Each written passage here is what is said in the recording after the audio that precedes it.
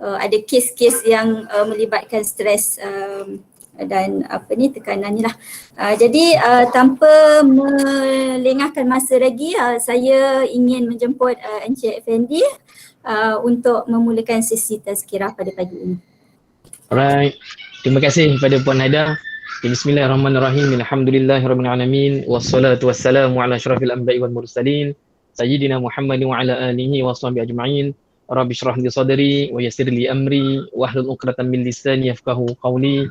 Subhanaka la 'ilma lana illa ma 'allamtana innaka antal 'alimul hakim. La haula wala quwwata illa billahil 'aliyyil 'azim. Alright. Pertama sekali alhamdulillah bersyukur kepada Allah SWT dengan limpah kurnia hidayahnya dapat kita kumpul bersama-sama berkumpul secara bersemuka tapi di alam maya ini tuan-tuan dan puan alhamdulillah bersyukur keadaannya dapat kita orang kata mendepani era pandemik ini. Alright. Pertama sekali saya nak maklumkan pada semua sahabat-sahabat sekalian, kita kalau boleh secara santai, rindu saya sebenarnya dengan nama UM ni. Alright, jadi tuan-tuan dan puan sepanjang kita berbicara kita berkongsi dalam isu yang kita bincangkan nanti ni, dan kalau ada persoalan insya-Allah boleh utarakan boleh berkongsi lah, boleh tanya di chat. Saya cuba untuk melihat apa yang ada di chat tersebut. Alright, insya-Allah. Okey. Alright. Tapi sebelum tu tuan-tuan dan puan sekalian, apa yang penting sekarang ni kita tanya diri kita. Sejauh mana syukurnya aku pada hari ni. Alright. Syukur ni banyak. Alright. Syukur ni banyak. Paling mudah sekali syukur ni ialah kita mengucapkan alhamdulillah. Iaitu terima kasih. Terima kasih ya Allah kerana beri kesempatan kepada aku. Terima kasih ya Allah kerana Kau memberi ruang kepada aku untuk aku hidup bernafas pada hari ini dan untuk aku menyambung amanah yang telah ditaklifkan kepada aku. Itu yang paling penting sekali. Tuan-tuan dan puan, untuk mengenalkan diri saya mungkin cerita sikit sebanyak pengalaman saya ketika ataupun sekarang ni saya bertugas di di Jabatan Kesihatan Wilayah Persatuan Kuala Lumpur.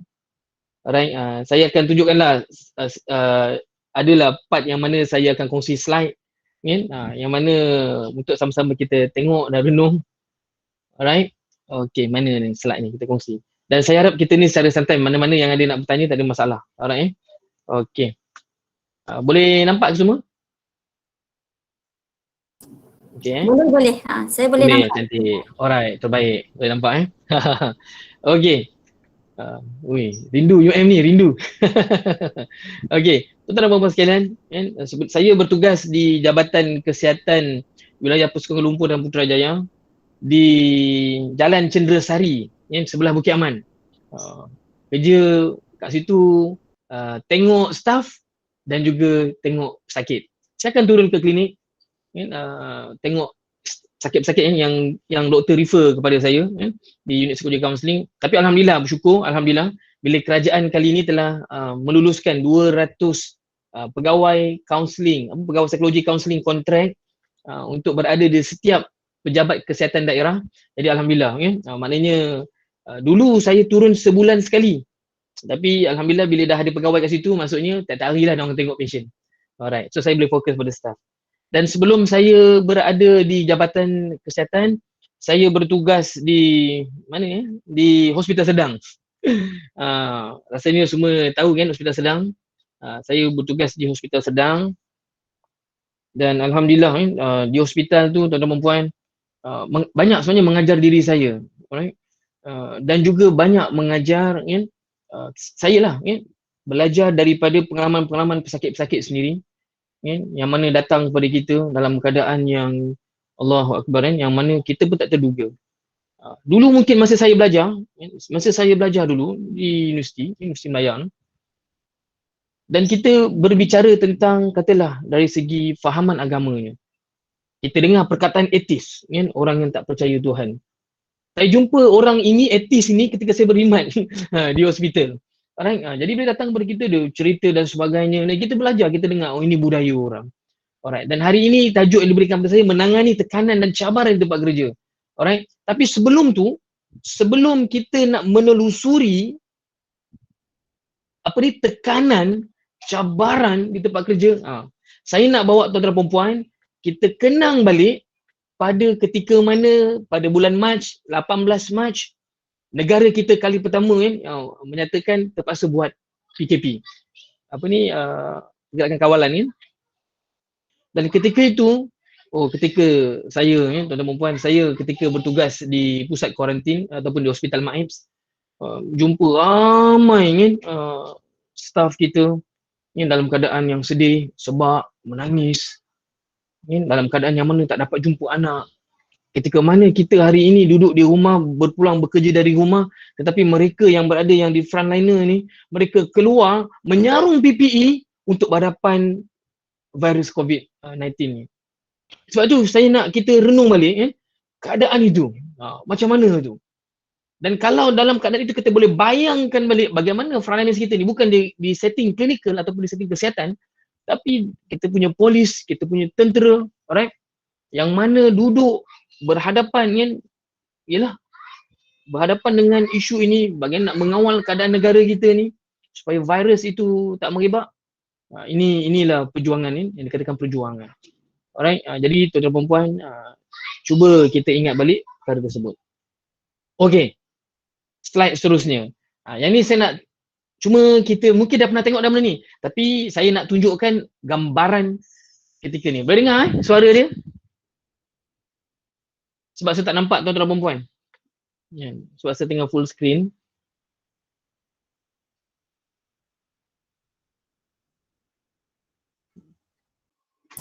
Okey. Inilah PPE yang diorang pakai. Alright.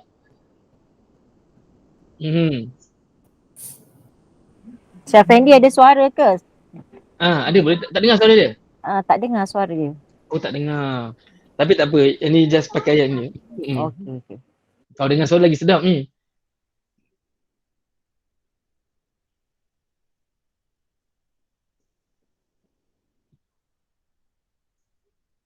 Okay, tengok ni berlapis-lapis yang dipakai. Alright. Akhir sekali. Alright, pakai face shield dia. Alright. Okay. Mana dia? Alright. Okay. Boleh nampak tuan-tuan dan puan ni, tadi kita dah tunjuk berkenaan dengan bagaimana orang dia pakai PPE, dia pakai pelapis-lapis tu. Persoalan kita, adakah kita berada di tempat mereka? Itu satu. Alright? Itu satu. Persoalan yang kedua, adakah kita merasa apa yang mereka rasa? Itu yang kedua. Yang ketiga pula, bagaimana perasaan mereka yang terpaksa mereka duduk di sana, alright, bila menyarung PPE, bila rakan-rakan saya lah menyarung PPE 12 jam. 12 jam terpaksa berdiri. Terpaksa berdiri tuan-tuan dan puan, terpaksa berdiri. Berdiri bila buka balik PPE tu habis. Lencun Boleh perah tau. Boleh perah keluar air jadi tuan-tuan dan puan kita nampak gambaran itu. Cabaran kita lah. Alright. Bagaimana kita? Dan hari ni kita tengok kes semakin meningkat. Kes naik. Alright. Dan cabaran itu semakin tinggi. Dan kita sedang menunggu lagi vaksin ni. Yes, ketika bersama-sama dengan rakan-rakan ketika di hospital, di klinik, alright, bila meeting dengan pengarah kesihatan negeri, bila duduk dan bila kita mendengar apa yang mereka sampaikan, ini cabaran-cabaran yang paling besar. Sebab vaksin ni pun kita nak pilih pun bukan benda yang mudah. Alright, itu tak apalah, itu pihak admin di peringkat atasan yang buat benda tu. Cuma kita nak ambil gambaran di sini. Bagaimana keadaannya kalau kita berada di tempat mereka yang duduk di frontliners tu lah. Okey. Ini sebenarnya saya nak ambil mood tuan-tuan dan puan. Tapi saya nak tanya, tadi memang suara tak dengar ke? Tak. Tak dengar. Macam mana kalau saya nak bagi suara tu boleh dengar kalau untuk video ni? Sebab rasanya sebelum ni saya buat memang suara tu dengar. Sekejap saya tengok kalau ada ni. Alright, audio dia. Okay.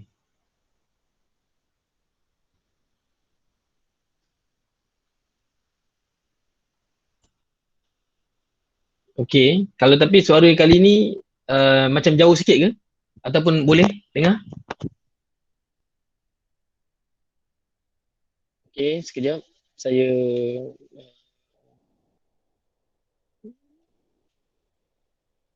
alright.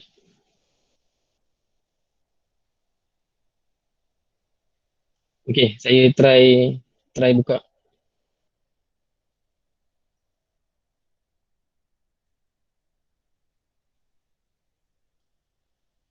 Boleh dengar?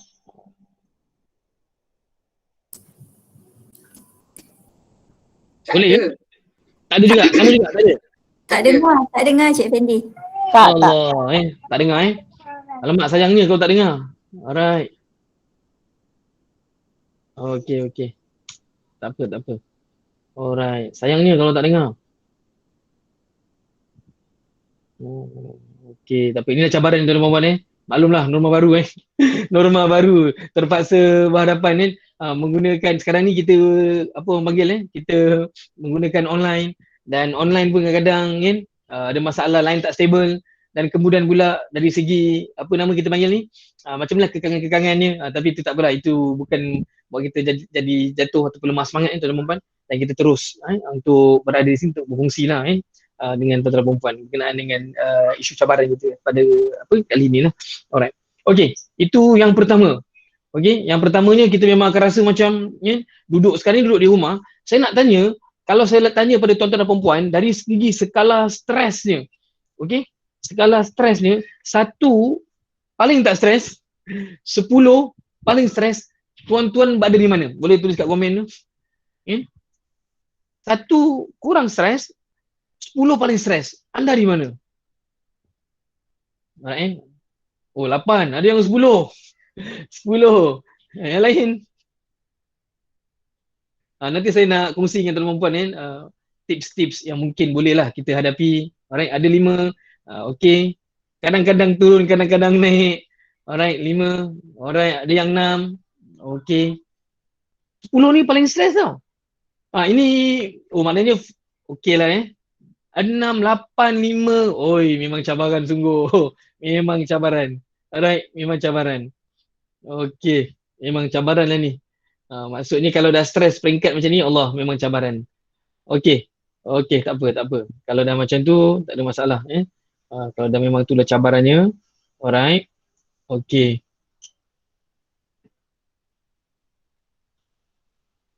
Okey. Cuba tengok yang slide ni. Okey. Nanti saya nak tanyalah yang 10 tu nanti nak tengok yang 10 tu 7, 9 ada semua tu kita nak tanya sikitlah. Nak tanya sikit. Apa benda? Apa macam jadi 10 tu? Okey, tak apa kita kongsi yang ni sekejap. Okey, kita kongsi ni sekejap. Boleh santai kita santai. Tapi biar sampailah. Alah sayang lagu ni tak dapat dengar. Okey. Cuba tengok benda ni. Nampak tak benda ni? Biasa tengok tak benda ni? Tuan-tuan dan puan-puan? Apa yang dapat dilihat daripada benda ni? Bergerak perlahan ke bergerak laju?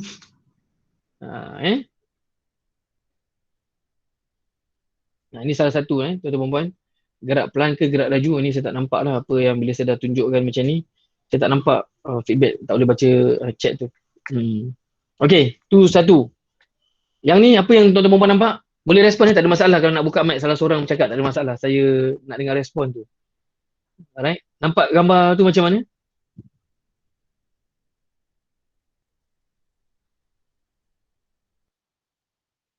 Bergerak, beralun. Alright. Yang ni. Nampak macam mana? Yang ni memang ada research dia. Ni daripada profesor dari Jepun lah buat benda ni. Alright, dia nak melihat sejauh mana stresnya kita ni. Alright. Kalau pusingan itu terlalu laju, maksudnya wow, semakin tinggilah stres kita tu. Alright. Kalau semakin perlahan, tu maknanya anda dalam keadaan okey lah. Alright. Tapi ada orang tanya, saya tak bergerak pun tak bergerak. Kawan-kawan tu janganlah usik kawan tu pula. Jangan cakap 3 kali Jumaat.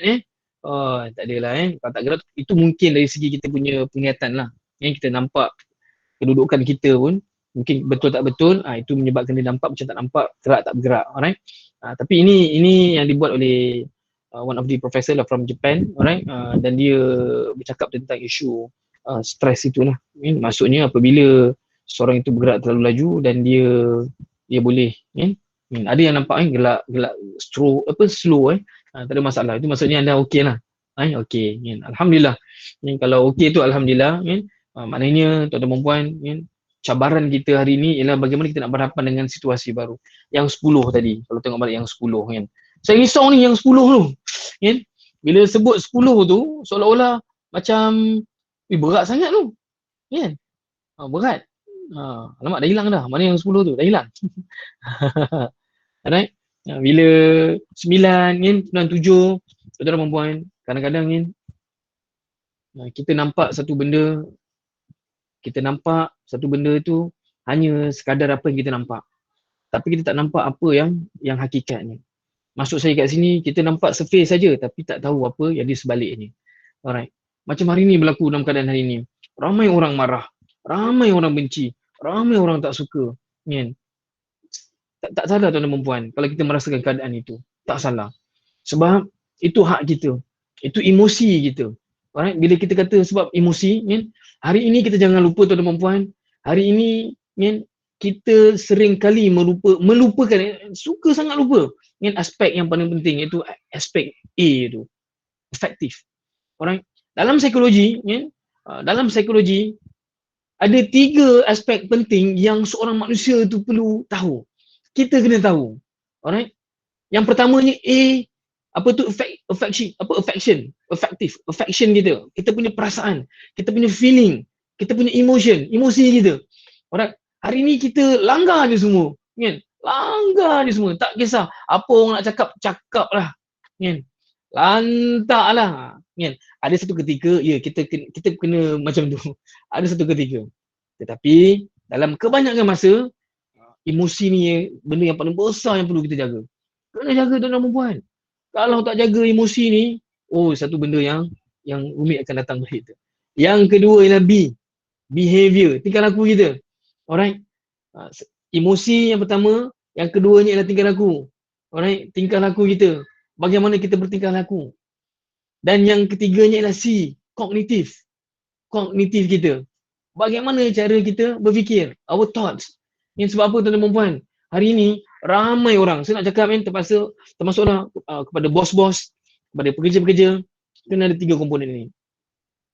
Ketika mana saya meeting bermesyuarat, saya kata pada pengarah saya, doktor, actually we have these 3 components, 3 components, A, B and C. And the other one is, kalau nak katakan A, bosses kebanyakannya, ketua kebanyakannya dia lupa aspek yang A ni, emosi, feeling, perasaan. Contoh jangan marah ketua, kita kongsi, jangan marah, kongsi. Yang pertamanya, apabila kita tengok orang tu lambat, contoh lambat datang kerja, dan kita kecam, kenapa lambat, dung, tu satu. Yang keduanya, kalau dia tak siap kerja, contoh tak siap kerja, dan kita ini pun tak tahu buat, bodoh, contoh dalam keadaan itu, dan kita kata pula benda-benda yang boleh menyakitkan hati. Tetapi setelah komponen A tadi, affection tu diteliti, rupa-rupanya dia jadi macam ni, datang lambat, kes mahkamah, baru bercerai, kes ni baru berlaku pergaduhan, macam ni dia mengalami masalah keluarga yang rumit, yang complicated, dan akhirnya baru orang faham. Setelah dengan boleh kira apa? Faktor yang A tadi. Sebab tu dan faktor A, B, C ni jangan lari. Maksudnya kita dah pegang ABC ni, kita tahu mengapa manusia tu bertingkah laku. Alright, itu satu lah. Bila kita bercakap dalam keadaan macam tu, kita melihat keadaan. Dan sebagai subordinate, orang yang bekerja, orang yang mendengar arahan bosnya. Saya teringat tuan-tuan dan puan, bila ada orang ketika ditemu ramah, ditemu duga lah orang kata. Kalau tak tahu dah, saya kena lah soalan ni masa temu duga. Saya tengok sebelum ni awak sekian-sekian, bolehkah awak kerja dengan bawah seorang ketua? Dia tanya macam tu So saya kata, tuan, ati Allah wa atiur rasul wa uli amri minkum. Taatlah kamu pada Allah taatlah kamu pada Rasul dan taatlah kamu pada pemimpin dalam kalangan kamu. Jadi maksudnya bila kita kata macam tu, kita faham konsep. Kan? Taatlah kamu kepada Tuhan, ya Allah. Taatlah kamu pada Rasul kamu. Kan? Taatlah dan pada masa sama pemimpin dalam kalangan kamu. Saya kata, Tuhan, selagi mana as long as ketua tu tak buat benda yang salah, saya akan follow. Saya akan bersama-sama dengan dia. Saya akan ikut. Kan? Jadi orang yang dengar tu, oh semangat ni. Ini okeylah, kita ambil dia ni lah. Contoh ini gambaran tuan-tuan dan puan, gambaran. Sebab bila kita sebut dalam keadaan kita panggil apa dalam keadaan cabaran yang datang pada kita ni, kita lupa banyak aspek-aspek yang kita panggil common sense. Alright, hari ni berapa ramai orang yang kita jumpa yang kita bersua, yang kita kenal, yang mana kita sebut nama dia dalam doa kita. Ada buat? Kalau ada, alhamdulillah. Alright. Berapa ramai hari ni yang mana seringkali kalau kita tengok orang kita rasa nak marah je dia. Ada tak? Pernah tak jumpa keadaan itu? Kita tengok orang, kita rasa nak marah je dia. Tadi boleh nak respon dalam chat ni, tak ada masalah. Dan ada pula kalau kita jumpa orang, pernah tak kita tengok orang tu, Allah sejuknya, Allah bestnya, seronok lah dia, aku nak bekerja ni, seronok lah nak bekerja dengan dia ni. Contoh ada tak kita rasa macam tu? Alright. Jadi ini yang kita kena fikirkan. Kadang-kadang daripada aspek hati kita. Alright, dalam ni mungkin kita pelbagai agama ada pelbagai bangsa kat sini, pelbagai agama dan sebagainya. Jadi kita bertoleransi. Alright. Nak menghadapi cabaran demi cabaran ni, tuan-tuan dan puan-puan, satu benda yang amat sukar. Alright, saya ambil satu aspek syukur. Berapa ramai hari ini yang dia masih bekerja dan dia tak ada buang kerja. Tetapi dia lupa syukur untuk nikmat itu. Dia lupa syukur untuk nikmat itu. Kan? Berapa ramai hari ini yang dia diberi peluang untuk terus berkhidmat. Walaupun terpaksa kerja kat rumah Oi, cabaran kerja kat rumah ni Tapi berapa ramai yang bersyukur. Kerja kat rumah ni tuan-tuan, oi, memang cabaran Sangat mencabar. Betul tak? Alright, dengan anak yang ganggu, tiba-tiba pula tengah meeting online ni. Tiba-tiba pula line tak clear, line tak stable. Satu hal lagi, ini cabaran-cabaran yang kena hadap. Alright. Tapi sekurang-kurangnya, adakah kita ni bersyukur atau tidak? Tuhan ada sebut di dalam firman-Nya, la in syakartum la azidannakum wa la in kafartum inna azabi lasyadid. Kalau kamu bersyukur, kami pasti akan tambah lagi. Tapi kalau kamu ni tak ucap terima kasih, kufur, terima kasih tak ucap. Benda yang simple yang sebut di awal tadi tu Berapa ramai hari ni yang terima kasih Allah, aku masih lagi diberi peluang untuk bekerja ni, Allah. Saya bercakap diri saya jugalah, sama-sama kita saling ingat mengingati. Berapa ramai hari ni yang bercakap begitu. Oh ya Allah, aku dapat kerja. Tuan-tuan dan puan-puan, berapa ramai hari ni orang diberhentikan kerja? Berapa ramai? Hari ini contoh kita mengeluh kat rumah, kita mengeluh kat tempat kita sekarang ni, kita bekerja ni, kita mengeluh atas apa benda kekangan yang kita dapat. Tapi berapa ramai dalam keadaan kita ni yang tengok keluhan orang yang memang dia tidak ada pekerjaan. Allahu Akbar. Sedih Dan saya percaya dalam kalangan kita mungkin ada berlaku dalam kalangan keluarga sendiri. Alright, saya bercakap ni tuan-tuan dan puan, mungkin dalam kalangan keluarga ada yang orang mengalami keadaan itu. Allah, sedih. Alright, bayangkan komitmen yang dia terpaksa bayar. Kemudian dia diberhentikan dan tidak ada sumber pendapatan. Apa tak stres dia? Apa tak gila dia rasa?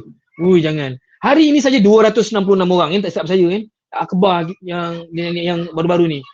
Ramai membunuh diri dalam era PKP ni. Dianggarkan setiap hari seorang bunuh diri. Allahu Akbar. Cabaran. Itu satu cabaran untuk kita tu, tuan-tuan dan puan. Cabaran untuk kita. Macam mana sampaikan orang boleh nak menamatkan diri dia. Allah. Sebab itu kadang-kadang walaupun tak suka dalam keadaan ini, kita kena terima. Bila Allah sebut wa'asa takrihu syai'a wa huwa khairul lakum. Wa'asa an tuhibbu syai'a wa huwa syarrul lakum. Wallahu ya'lam wa antum la ta'lamun. Allah kata, kan? Boleh jadi kamu membenci perkara tu, tapi dia baik bagi kamu. Kan? Dan boleh jadi kamu jatuh cinta, kamu suka benda tu, tapi dia buruk bagi kamu. Kan? Wallahu ya'lam wa antum la ta'lamun. Sesungguhnya Allah tahu apa yang kamu tak tahu. Dan saya percaya ada agama lain pun begitu, kan? Ada kefahaman, kan? Yang mana setiap benda yang buruk, kan? Belum tentu dia baik. Maksudnya belum tentu dia ni lah. Kalau benda tu kita nampak buruk, boleh jadi dia buruk bagi kamu tapi dia baik. Tapi boleh jadi benda tu kamu suka, dia buruk. Konsep macam tu. Macam ubat lah tuan perempuan. Suka makan ubat tak? Kan? Kita kena pergi jumpa doktor. Doktor kata kita sekian kena ni. Kan? Diagnose macam ni. Tapi kita ambil contoh lah, diagnose yang demam, saya kata, kan. Allah, demam nak makan ubat ni, kan. Nak kena makan ubat. Kita suka ke makan ubat? Tak suka. Kan? Kalau tanya saya yang kerja kat hospital ni, memang saya pun tak suka. Kan? Tetapi benda yang tak suka tu baik ke tak baik untuk kita? Yes. Tak nak, suka tak suka, Allah kena makan juga ubat. Kena makan ubat tuan-tuan perempuan. Kalau tak makan ubat, Allah melarat nanti. Hari ni kita makan.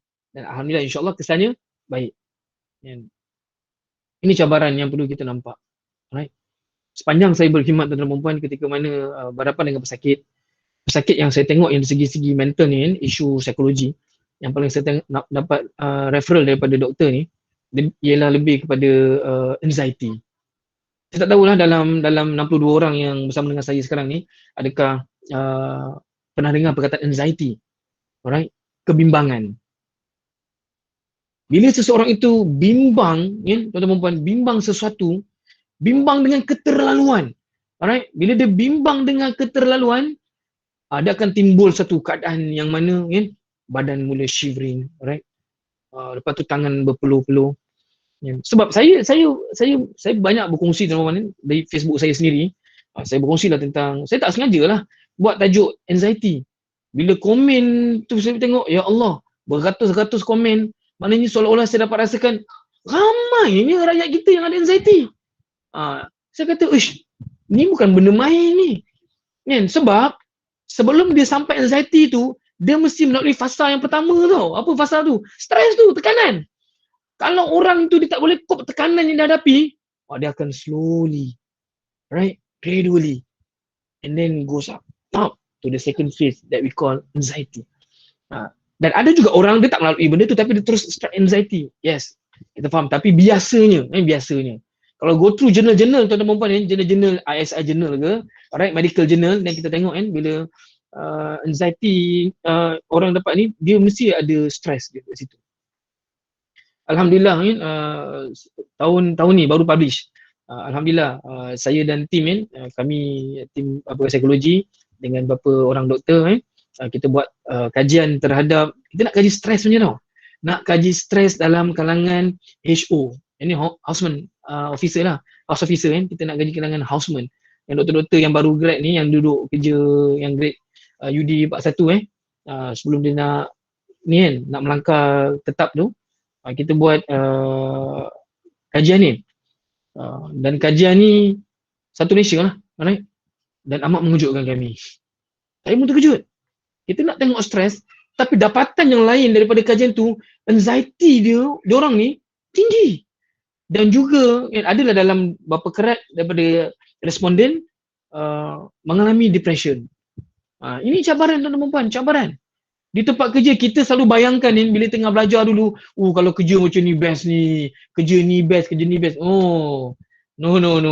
Once you get into the field, then you can feel the real feeling, you know. Dia boleh rasa dia macam mana tu, tekanan demi tekanan. Saya melihat dalam keadaan ni apabila kita tengok doktor-doktor kita, tuan-tuan perempuan yang baru lapor diri dan sebagainya. Kan diorang kena buat, kena pergi ke ward tertentu. Saya percaya dalam ni mungkin ada anak-anak, kan? Ada yang tuan-tuan perempuan yang ada anak yang jadi doktor dan sebagainya, alright? Mungkin pernah dengar cerita yang saya ceritakan ni, kan? Saya tengok tuan-tuan perempuan, bila mereka, saya tak sengaja lalu dekat parking. Kemudian bila tengok dekat parking tersebut, kan? Adalah kita nampak ada houseman, kan? Dia masuk kereta, dia hempas kereta dia ketuk steering dia, kan? Lepas tu nampaklah gaya dia macam tengah menjerit. Kan? Boleh bayangkan dia. No. Macam tu. Itu tekanan. Tekanan. Kan? Dan ada pula dalam tandas. Lalu kat tepi tandas dengar suara kenapa macam ni? Nangis, sedih. Itu tekanan tu. Inilah yang saya sikit banyak perkongsian yang saya nak kongsi. Bila dapatan jenis tu, satu benda yang merisaukan kita. Apa yang sebenarnya puncanya? Tengok hasil dapatan tu, banyak. Maknanya dia, kebanyakannya dia takut tau. Dia bimbang dia tak boleh perform dengan baik. Bila dia bimbang tak boleh perform dengan baik, tahu tak bimbang? Kalau kita bimbang satu benda yang tak pasti, yes, itulah anxiety. Dia akan jadi anxiety. You bimbang satu benda yang tak pasti, itu jadi anxiety. Contoh, esok kita nak kena present. Nak kerja nak present. Present online je pun. Bukan face to face. Present online.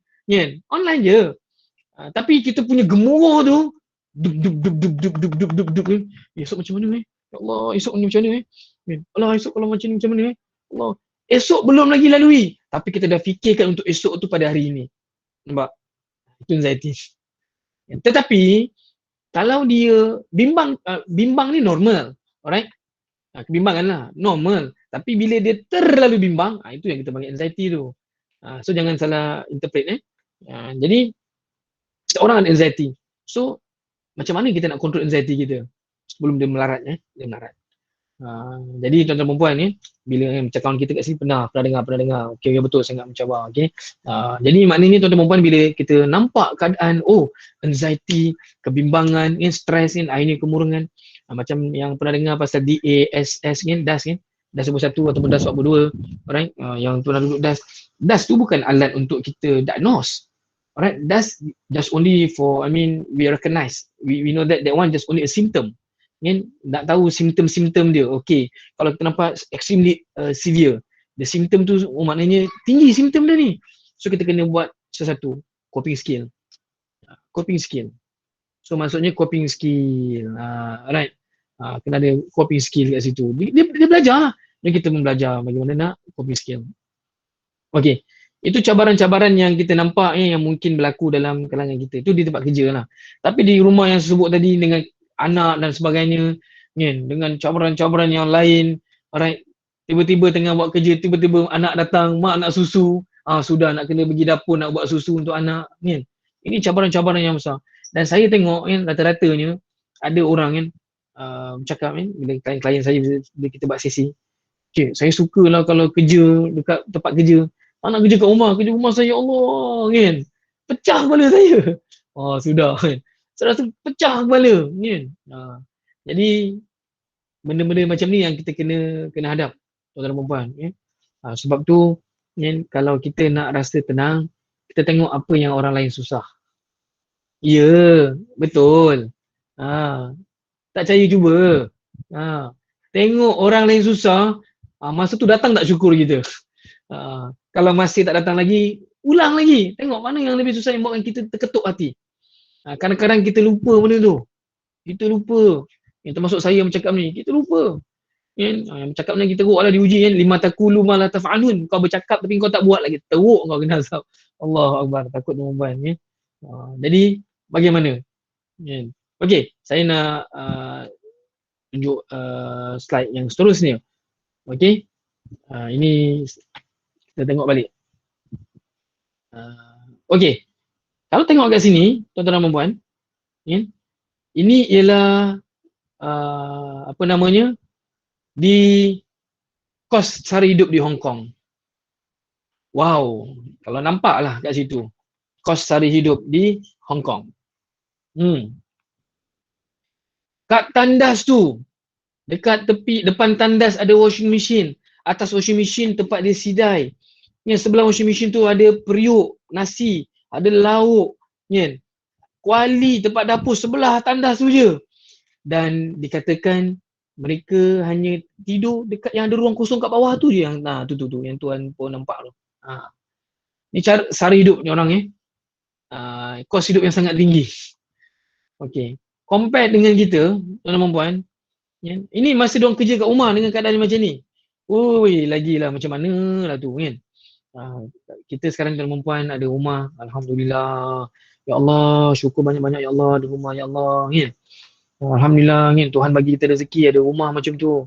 Dalam keadaan gambaran begini tuan perempuan, kalau kita tak nampak lagi rasa syukur, Allah, macam mana tu? Kan? Itulah cabaran kita. Cabaran kan. Ini tempat biasalah, ni hotel ni. Saya saja petik hotel ni tuan-tuan ataupun saya letak gambar hotel ni sebab apa? Sebab apa tahu? Sebab ketika mana ada dalam kalangan rakyat kita yang di kuarantin, dah lah kuarantin. Lepas tu dia punya kos tu ditanggung oleh kerajaan. Pun masih lagi komen. Tak selesa, boring, macam ni. Macam tu. Kan? Boring. Tak ada rasa syukur. Kat negara lain tuan-tuan. Bayangkanlah kalau kena kuarantin kat rumah. Duduk macam ni. Alright. Saya ingat tuan-tuan bila saya kena kuarantin tu, pertama sekali dalam bulan Mac hari tu, bila dalam bulan Mac kena kuarantin. Bila saya dapat tahu adalah salah seorang timbalan pengarah, dia salah seorang doktor tu, dia mengalami dia disahkan COVID. So maknanya kita ni pun buat program ataupun kita bersama dengan dia betul merupakan kontak rapat, dan terpaksa ada salah seorang doktor call, kata awak dah rapat dengan sekian-sekian doktor ni kan. So you kena kuarantin. Dia sebabkan sekian-sekian. Alamak, kuarantin. Ketika mana dia minta saya untuk kuarantin tu, ketika itu macam-macam dalam kepala otak kita. Dalam kepala otak saya ni lah. Alamak, macam mana ni? Aku dah dekat dengan wife aku, dah dengan anak-anak aku ni. Lepas tu baru berapa minggu ni baru dapat tahu nak untuk kuarantin. Ya Allah, lagi stres. Kena kuarantin. Risau apa-apa jadi kan. Sebab bulan 3 dulu, dia punya, kita panggil ni, COVID ni, dia masih lagi dalam first generation. First generation ni, dia melekat je. Orang kata innalillah. Melekat je innalillah kan. Jalan kan. Jadi kita punya debar tu lain macam. Tapi itulah tuan-tuan kan. Ketika mana kita dah kena, baru kita tahu apa orang lain rasa. Saya dapat merasakan ketika itu, macam ni lah orang lain rasa ketika kena kuarantin. Ketika mana dia disahkan, kawan dia disahkan positif contoh positif. Tapi setelah berlaku beberapa perubahan, alright, yang bila masa saya alhamdulillah dah disahkan negatif kan. Seronoknya ni Allah saja yang tahu. Sebab sekarang ni pun kalau kita tengok kalau orang kena positif dia sama je kan. Perasan tak? Macam tak ada apa je kan. Macam bangga je dapat aku positif kan. Saya bukan nak merendahkan orang yang positif tu dia bangga ke apa tak macam okey je. Dia tak rasa apa, dia tak rasalah dia nak mati, betul? Sebab bila hati kita dapat tahu memang akan ada vaksin, akan boleh rawat, ramai dalam Malaysia ni kadar sembuh tinggi, so kita tak bimbang. Dia rasa macam tu lah. Alright, yes, ni betul lah. Saya tanya sahabat saya yang positif, kan, bila dia positif COVID, yang ni beza positif COVID dalam bulan Mac, bulan April, kalau saya tanya apa perasaan diorang, diorang memang sebab, sedih dan sebagainya. Lah ni, tanya orang yang positif tu, kan, kelainan positif, jawapan dia, tak apa, insyaAllah sembuh. Sebab saya tengok rekod ni ramai orang yang sembuh. Ada positif lah, alhamdulillah dia boleh bawa, dia boleh coping skill dia. Bagus, kan? Bagus. Dan dalam kalangan patient yang COVID ni, yang negatif, yang positif, saya kata, doktor, apa yang doktor rasa sekarang ni ni social support lah kita buat pada dia apa yang doktor rasa sekarang ketika disahkan positif. Ialah orang yang turun padang ni, tuan-tuan, dia turun padang dan dia kena COVID. Alright, kita tanya, jawapan dia saya tengok, alhamdulillah positif. Jawapan dia, Allah sayang saya. Allah nak menguji saya. Mudah-mudahan saya dapat menghadapi ujian ini dengan baik. Saya yang bacanya tu, mesej tu, Allah, sebab ini jawapan bukan calon-calon orang jawab soalan ni kan. Jadi maknanya tuan-tuan puan kan, bagaimana penerimaan. Ini yang saya nak masukkan ni tuan-tuan puan. Kita terima apa dugaan yang datang kepada kita, kan? Kita terima apa cabaran datang kepada kita, kan? Kita rasa seronok dengan apa yang kita ada sekarang ni. Kita bersyukur dan kita menghadapi, kan? Menghadapi dengan keadaan yang penuh rasa macam yakin, kan, bahawa insya-Allah akan diberi kemudahan pada suatu nanti. Kalau saya tengok sini ada soalan ni. Alright. tanpa memandingkan keadaan kita dengan keadaan orang lain yang lebih teruk, apa yang boleh kita lakukan sekiranya kita tetap mengalami tekanan atau anxiety.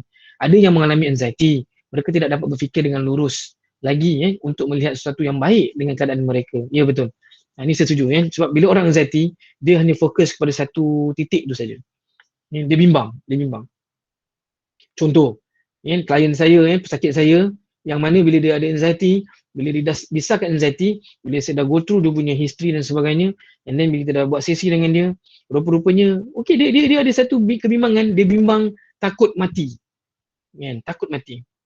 Sedangkan dalam hadis, yang Muslim lah, yang sedangkan dalam hadis, sebaik-baik mereka ataupun bijaksananya seseorang itu ialah ketika dia mengingat kematian.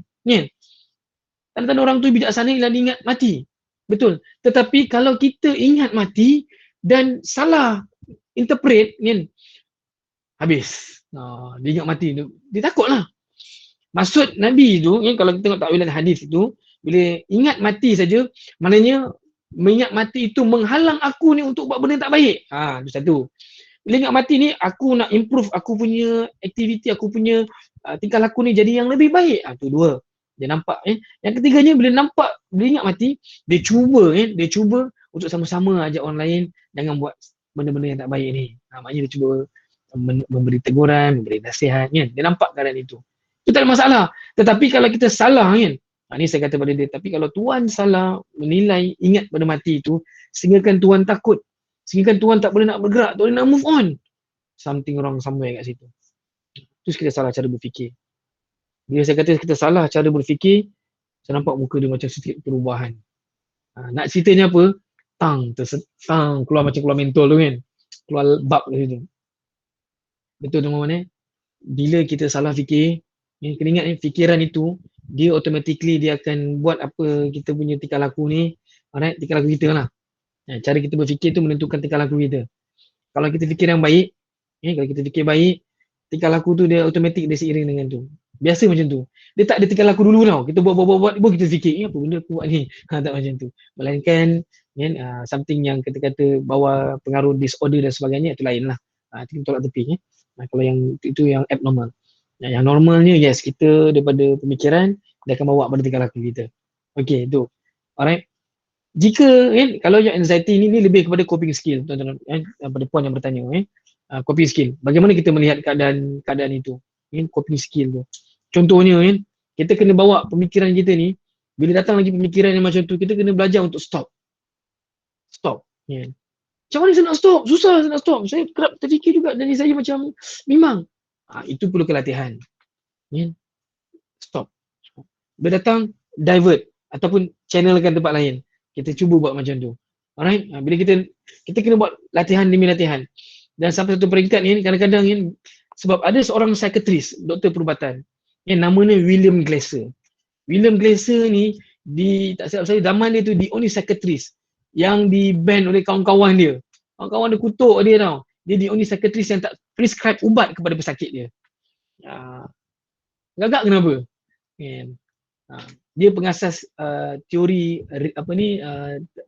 choice theory. Reality therapy. Tak silap saya ni. Choice theory. Dia kata apa? Kebanyakan pesakit-pesakit yang dia tengok, yang dia rawat, kebanyakannya berpunca daripada corak pemikiran yang salah. Cara berfikir kita salah. Bila cara berfikir kita salah, dia automatically akan menghasilkan tingkah laku yang salah. Sebagai contoh, kita fikir satu benda yang menakutkan, agak-agak apa reaksi badan kita? Dia automatik tau macam mana kita rasa bimbang. Dia fikir, esok aku nak kena buat ni, aku semangat ni. Dia cakap macam tu pun tangan badan kita dah macam ni kan. Aku semangat ni. Adakah orang cakap, aku semangat ni macam ni? Aku semangat ni. Tak ada kan? Pasal tak cuba tu cakap semangat, aku semangat ni. Automatik badan kita akan naik kan. Tangan ternaik. Contoh kan. Itu kalau kita sedar apa yang kita buat. Self-aware lah. Awareness kan. Jadi kan, saya harap dapatlah sikit sebanyak menjawab soalan itu. Alright. Jadi cabaran-cabaran kita ni tuan-tuan dan puan, ada yang lagi teruk sehinggakan bila tak nak keluar rumah. Contoh bila dah PKP tu dilonggarkan, dia tak nak keluar rumah. Bila tak nak keluar rumah, Sama-sama okey. Bila tak nak keluar rumah, dia takut tau. Ini pun boleh jadikan tekanan. Boleh jadi tekanan. Bila kerajaan cakap okey, terkawal. Contoh terkawal dan dilonggarkan. Dan boleh keluar. Dia tak nak keluar rumah, dia takut, dia bimbang, takut virus tu ada. Bila dia pakai hand sanitizer tu, dia pakai sebotol yang besar tu boleh habis satu hari.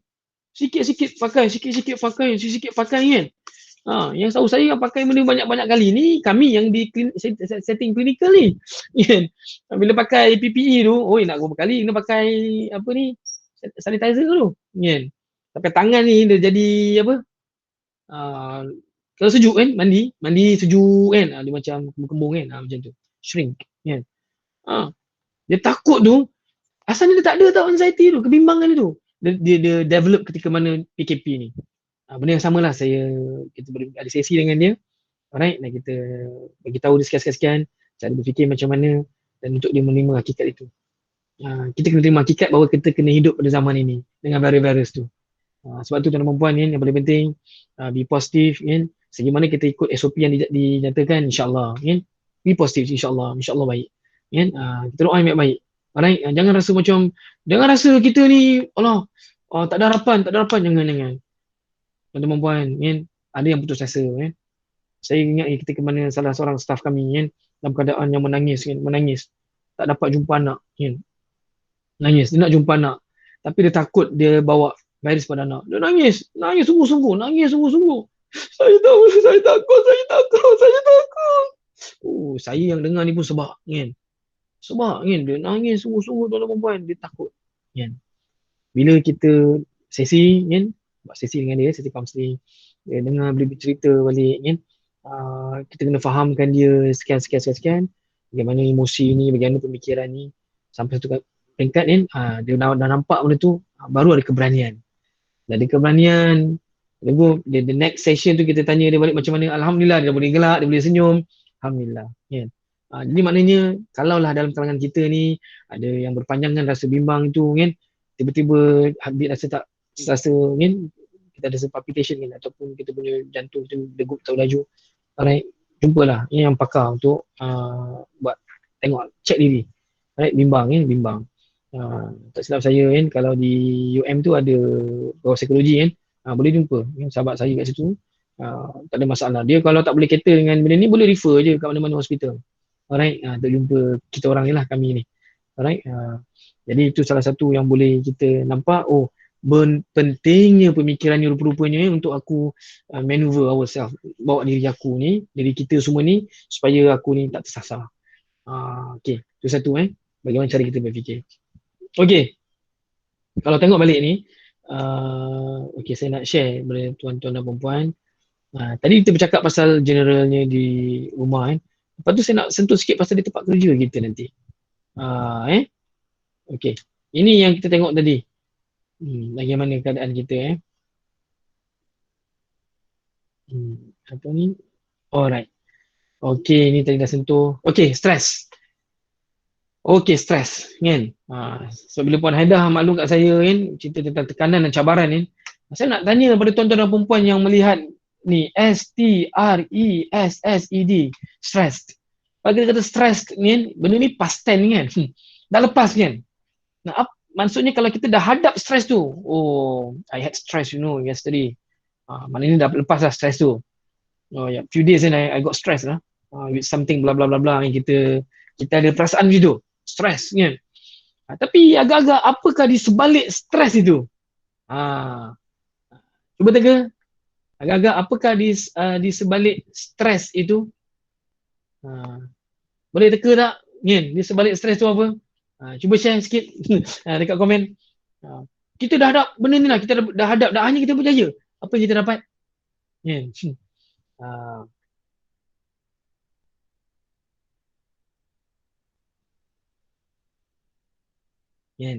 Ni, stress. Dah ada jawapan dah.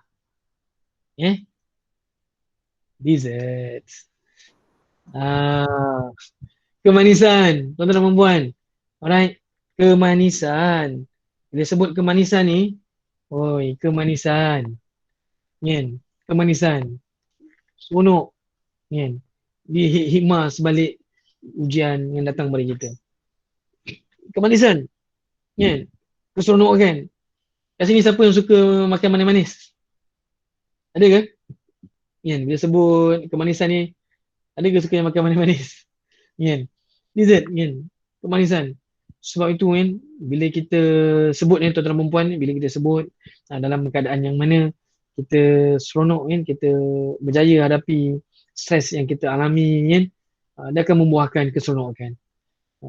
Kalau yang Muslim tu dia selalu ingat surah Al-Insyirah kan, alam nashrah laka sadrak kan, wa wada'na anka wizrak sampai habis tu. Ada satu ayat tu, ada dua ayat itu.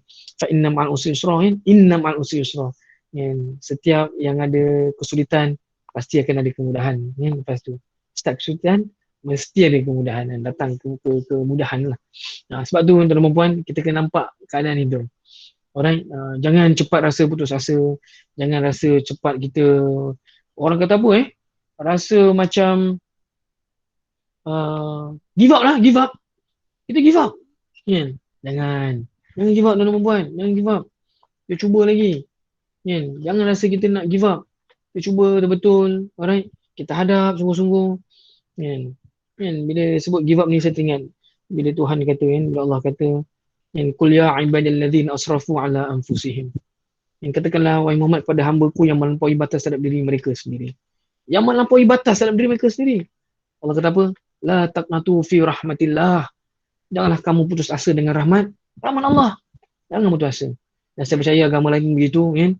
Agama masing-masing mengajar jangan putus asa, cuba buat yang terbaik, right? Untuk diri sendiri dan untuk orang sekeliling kan? Apa contohnya orang yang ditanggung. Jangan putus asa kan. Kita cuba buat yang terbaik.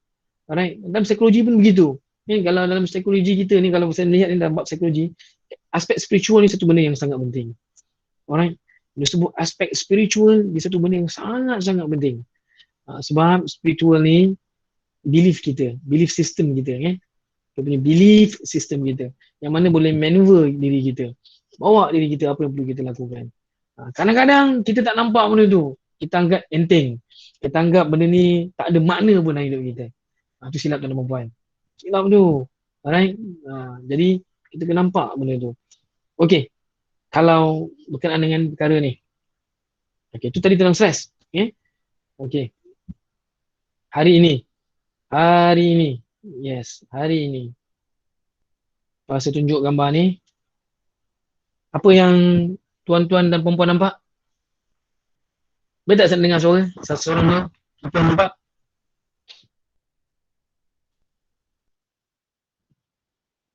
Sebab saya takut gambar tak nampak. Nampak tak nampak? Nampak. Nampak Nampak apa tu tuan-tuan dan perempuan? Agak-agak? Boleh tulis saya kat komen, tak ada masalah. Nampak apa? Apa tuan? Sebut tuan, cakap je, tak apa. Saya dengar. Terima kasih tuan atas respon.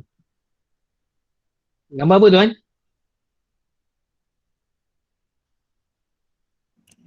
Ada gambar baby. Gambar baby. Alright.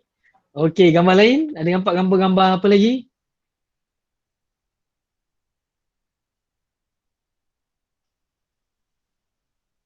Kan? Gambar baby kan? Alright. Gambar baby. Okey. Bila sebut gambar baby, okey. Bila kita sebut gambar baby, sebenarnya ada nampak gambar ibu. Alright, gambar ibu okey. Ramai yang kata gambar baby, ada yang kata pemandangan, ada nampak gambar laut. Alright. Tapi majoriti yang nampak gambar baby lah. Okey. Kalau saya tanya kepada klien saya, apa yang awak nampak? Ini klien yang orang kata apa, yang klien ni sakit saya apa yang awak nampak? Kebanyakan dalam kalangan mereka tak nampak baby tau. Jangan pelik. Mereka nampak macam tu, nampak laut, nampak ada couple 2 orang kat tepi tu, betul? Nampak tak gambar tu? Nampak ada couple, nampak ada 2 orang kat tepi tu. Kemudian apa lagi nampak? Nampak pokok. Tuan-tuan puan, ni this is what we call illusion, optik, illusion optik. Optik, ilusi optik. Macam tu lah Dia nampak benda tu. Dan biasanya kadang-kadang kita ni kita ni kita nampak yang tersirat tu lebih mudah daripada yang tersurat kadang. Perasan tak? Dan disebabkan kadang kita nampak tersirat tu, kan, kita lupa yang tersurat. Dia boleh jadi vice versa. Kadang-kadang kita nampak yang tersurat, tapi kita lupa yang tersirat. Kan? Kita lupa yang tersirat tu. Kenapa saya cakap macam tu, tuan-tuan dan puan? Hari ini, berapa ramai orang yang boleh nampak orang lain, dia tak kenal orang tu, tapi dia dah tomah macam-macam. Berapa ramai orang hari ini, dia tak kenal kita, tapi dia cakap macam seolah-olah dia kenal kita. Dia buruk ke orang tu macam dia kenal dah lama orang tu. Berapa ramai hari ni ke tempat kerja kita, di depan kita dia nampak baik, tapi di hakikatnya belakang kita dia cakap kita macam-macam. Pernah rasa tak perasaan tu? Kan? Tak apa, komen, saya tengok. Kan? Pernah rasa lah keadaan yang mana kita buat sehabis baik, tapi orang tak iktiraf kita. Kita cuba buat yang terbaik, orang kata kita mengampu. Kita cuba nak perform ni sebagai seorang pekerja, nak jadi pekerja yang baik, tapi orang cakap macam-macam tentang kita. Kan? Inilah ujian termoban di tempat kerja. Cabaran. Yang benda ini pun berlaku juga walaupun kerja work from home. WFH. Jadi orang tanya pada saya, macam mana kita nak ada benda-benda macam ni, tuan? Macam mana saya nak ada benda-benda macam ni, cik? Kan? Pertama sekali, kan? Apabila berlaku benda macam tu, kalau kita, dia senang, simple begini. Bila kita dengar satu perkataan, beberapa ayat, beberapa perkataan, kita dengar. Dan kemudian kita sintesis, kita proses. Dan bila kita telah proses itu pula, kita simpan tau. Contohnya, orang maki, orang keji, kita simpan maki keji orang tu, dia akan berlaku satu keadaan repression. Pendaman. Repress. This is not depression, repress. R-E-P-S-I-O-N. Repression. Repress. Repression. Macam ni je dia tu. Repression. Dia mengalami satu pendaman kat situ. Pendaman ini ibaratnya kita simpan dan akhirnya apabila kita kena satu trigger je, habis mengamuk. Oi, saya masih tak boleh lupa bila klien saya yang dia tak sedar tu, dia punya tekanan dia hantuk kepala dia dekat meja depan tu, dia hantuk berdarah hidung. Dia tak sedar tu, berdarah lagi tu. Kita stop dengan dia, kenapa ni kan? Sedar tak apa yang dia buat sekarang ni? Saya buat apa cik, saya buat apa? Oh, tak berlawak dekat meja tu. Darah hidung tu, tisu, mengalir darah. Nampak kan? Bila dia terlalu tekan tekanan.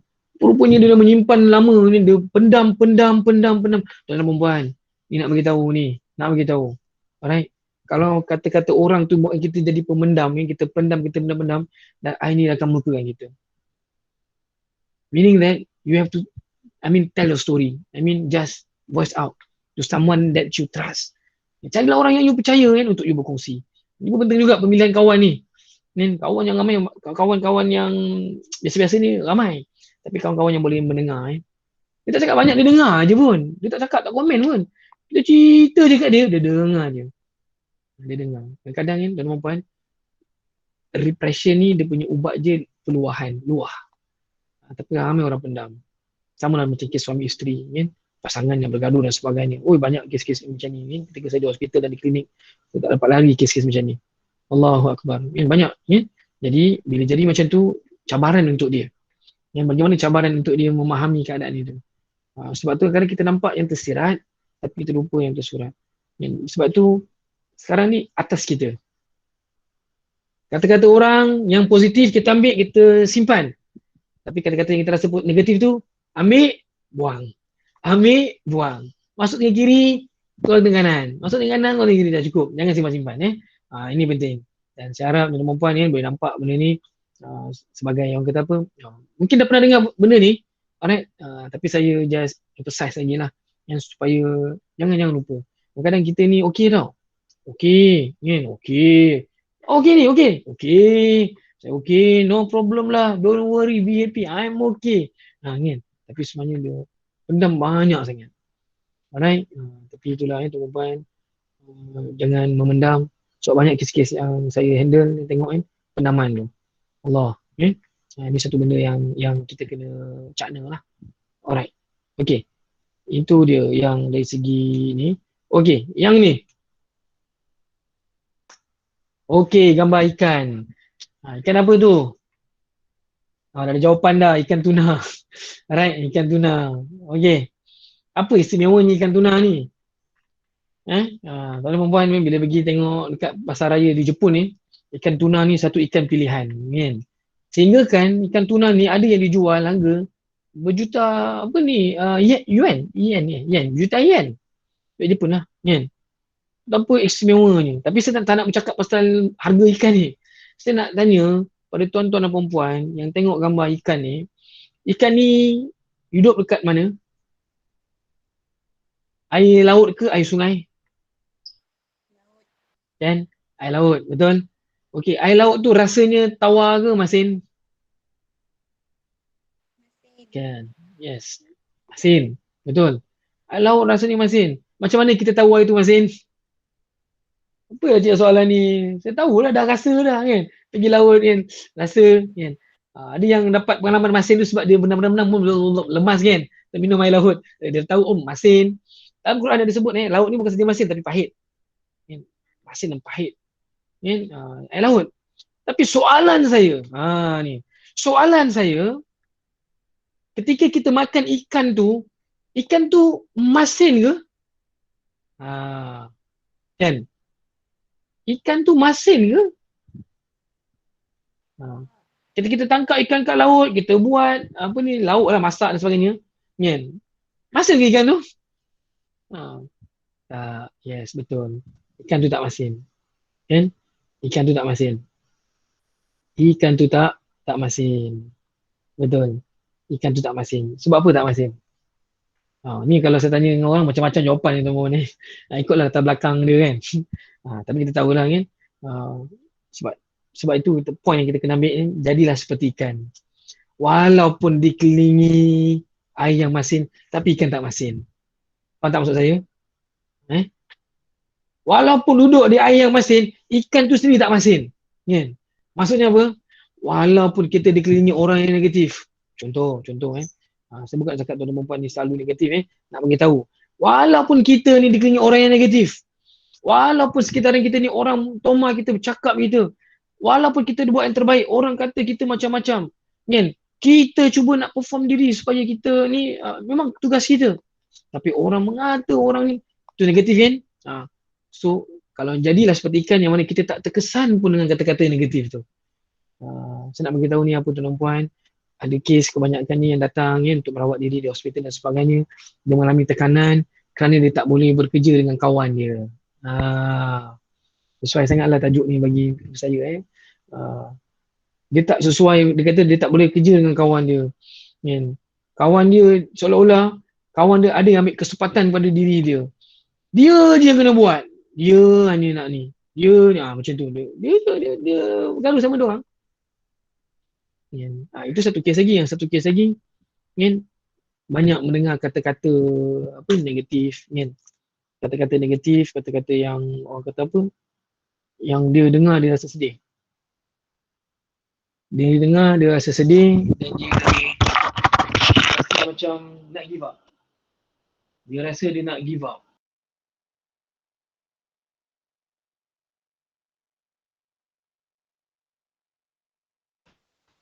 Okay, alright. Boleh dengar? Testing 1, 2, 3. Maklumlah tukar earbud. Saya nak cek audio. Okay. Free bud. Okay. Boleh dengar Ya, Alhamdulillah. Terbaik. Terima kasih tuan atas respon. Okay. Alright. Bila jadi seperti ikan, tuan-tuan perempuan, kita tak risau.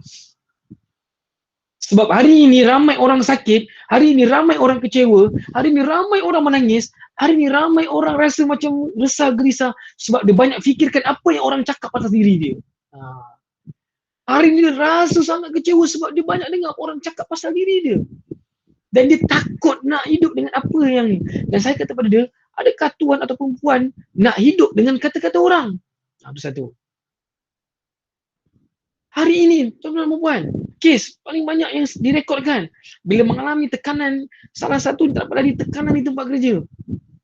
Dia takut, dia bimbang, orang cakap macam-macam tentang dia, Dan saya bagi satu soalan, ketika mana awak dekat sini berhadapan dengan saya dan awak dah on ubat, dah makan ubat, dan ketika mana awak sedang dalam keadaan sedih begini dan orang yang mengata tentang awak itu sedang bergelak sana, ha hi hi ho ho kat sana, bergelak, bersenang, bersuka kat situ, adakah berbaloi untuk awak menangis kat sini? Contoh ketika itu dia sedar. Wah. Wah. Ya tak ya juga encik. Saya menangis kerana dia. Yes. Mengapa perlu kita menangis kerana dia? Tak perlu benda tu. Jangan menangis kerana dia. Kita jadilah diri kita. Dia kata kan. Tapi ini gambaran tuan-tuan dan puan. Kadang-kadang kita blind spot kita tak nampak tuan-tuan dan puan. Blind spot. Dari kita ni ada blind spot. Setiap daripada kita ada blind spot. Maksud saya blind spot itu ni kadang-kadang kita kena ingat kalau kita tengok tingkap Joe Hari kan, Joe Hari window, Joe and Harry window. Melayu panggil tingkap Joe Hari. Joe and Harry window. Alright. Kalau kita tengok, saya tahu, awak tahu. Apa dia tu? Saya tahu, awak tahu. Pemakaian kita, saya tahu awak pakai ni, saya tahu awak pakai suit mata, saya tahu awak pakai baju putih. Alright, kan? Awak pakai blazer, dia tahu. Dan saya pun tahu awak, saya nampak awak pakai profile je, kan? Contohlah, Okey. Dia tahu. Saya tak tahu, tapi awak tahu. Apa benda? Saya tak tahu, tapi awak tahu. Ini dah blind spot. Kita tak tahu tau, kita ni kadang-kadang cakap kasar. Tapi kawan kita tahu. Tuan-tuan perempuan ramai hari ni tak sedar. Kita ni kadang-kadang tak sedar. Even percakapan kita pun kita tak sedar.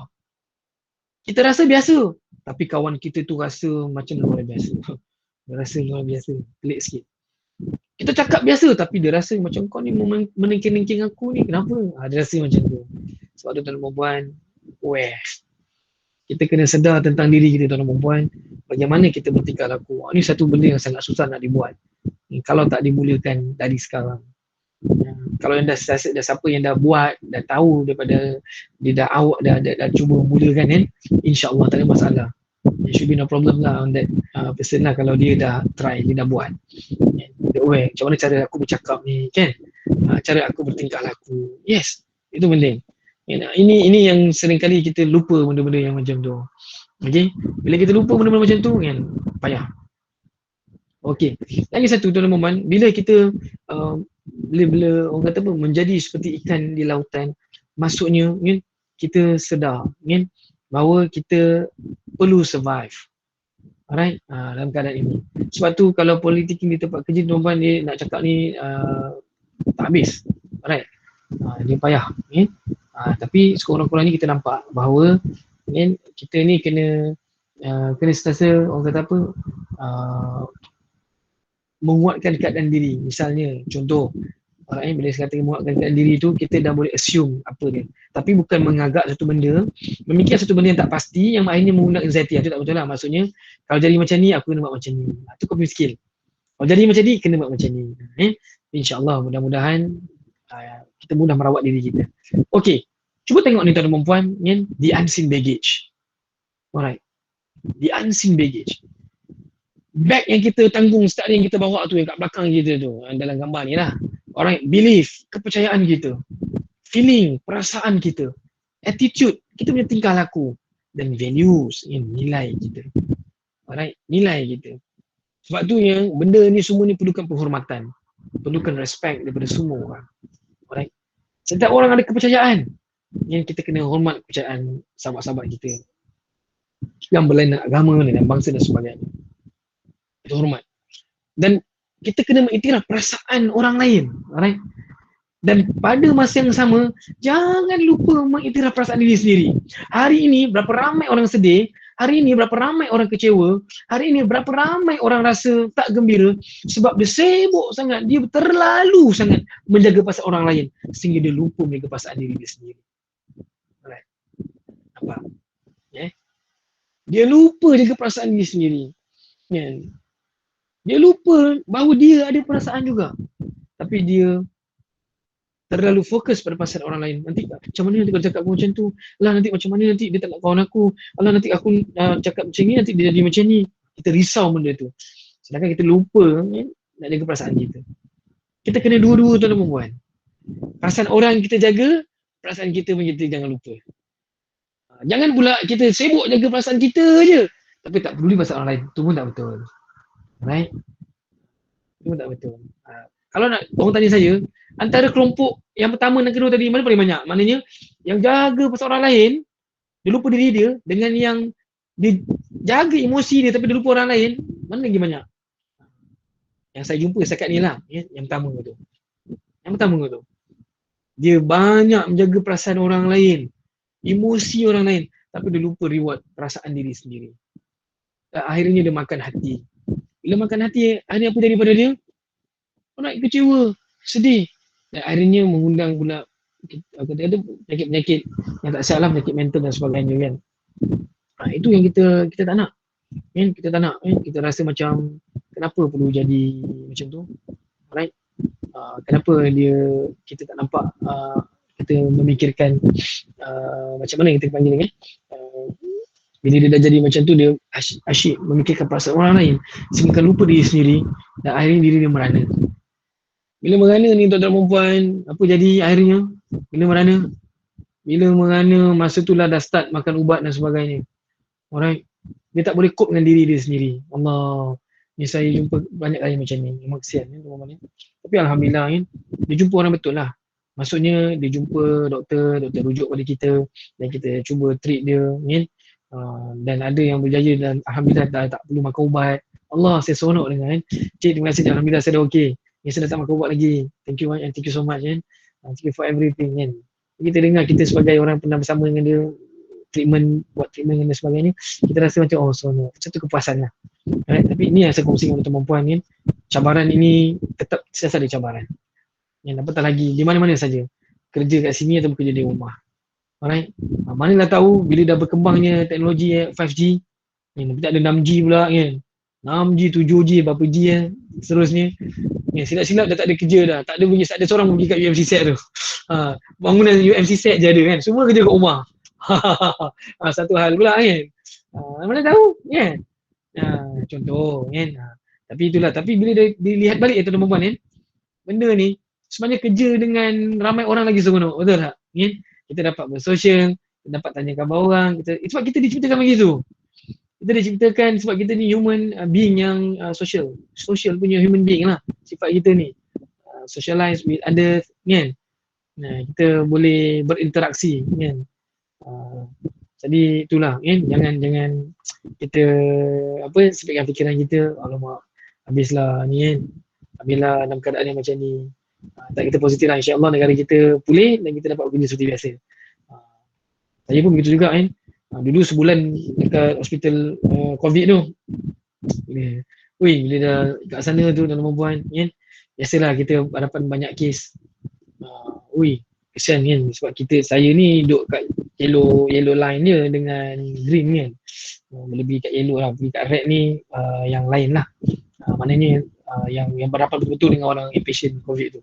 Itu lagi lah yang dia punya cabaran dia.